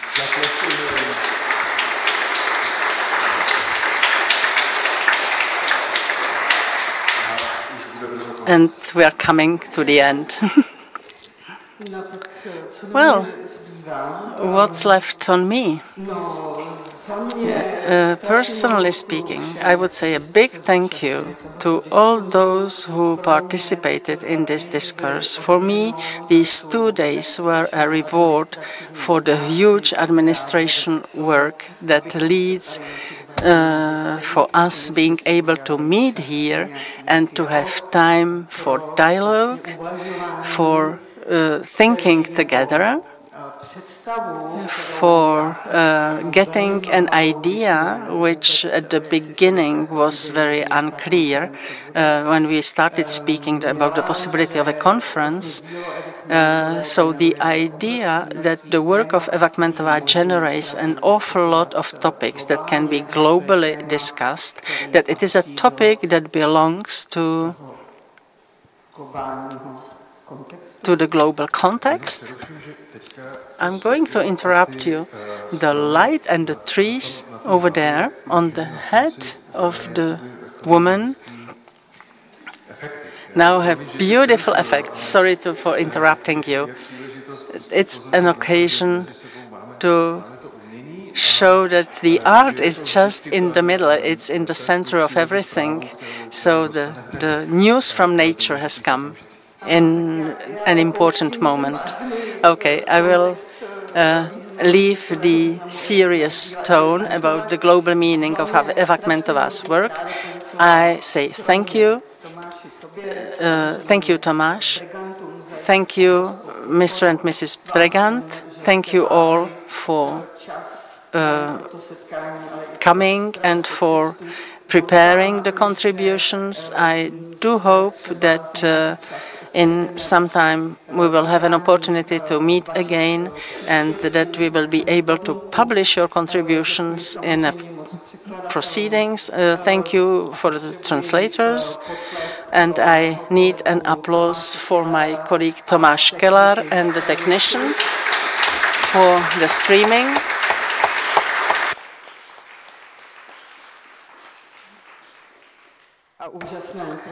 And wonderful professional background that they have created during these 2 days. Thank you, and looking forward to see you soon.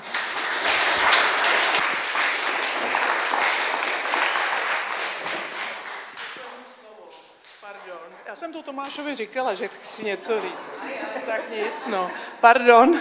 Já si dovoluji vám poděkovat jako Evě Kmentový. I would like to thank you on behalf of Eva Kmentova, of my mother. She would be extremely happy to see how many people have given so much energy and so much love and so much time to research her work on the long run through exhibitions, texts, and just thinking about it. This is how her work is repeatedly getting back to us, getting back to be alive. My mother has passed away 40 years ago, but the work is still here with us. Thank you, Terezie, Tomáš, just everybody. And last but not least, I would like to say thank you to my father, Olbram Zoubek, no, sometimes Kmenta Zoubek, because the Kmentová Zoubek Fund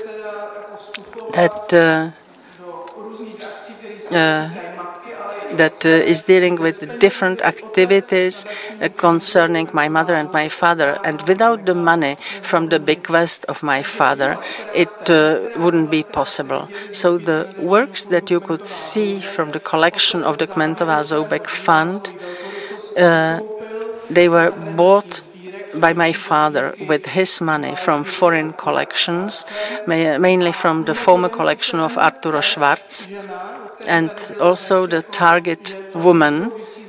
As you could hear, it has nothing to do with the invasion of 1968. It's the conflict between my parents that was typical for that time. So this target woman, my mother's silhouette, was purchased by my father at the end of his life, so they could make the couple with the male target again. In addition to that, it allowed us to carry out our activities today, because we couldn't do so from our own means, and we can continue purchasing back works from other collections. Thank you, Dad.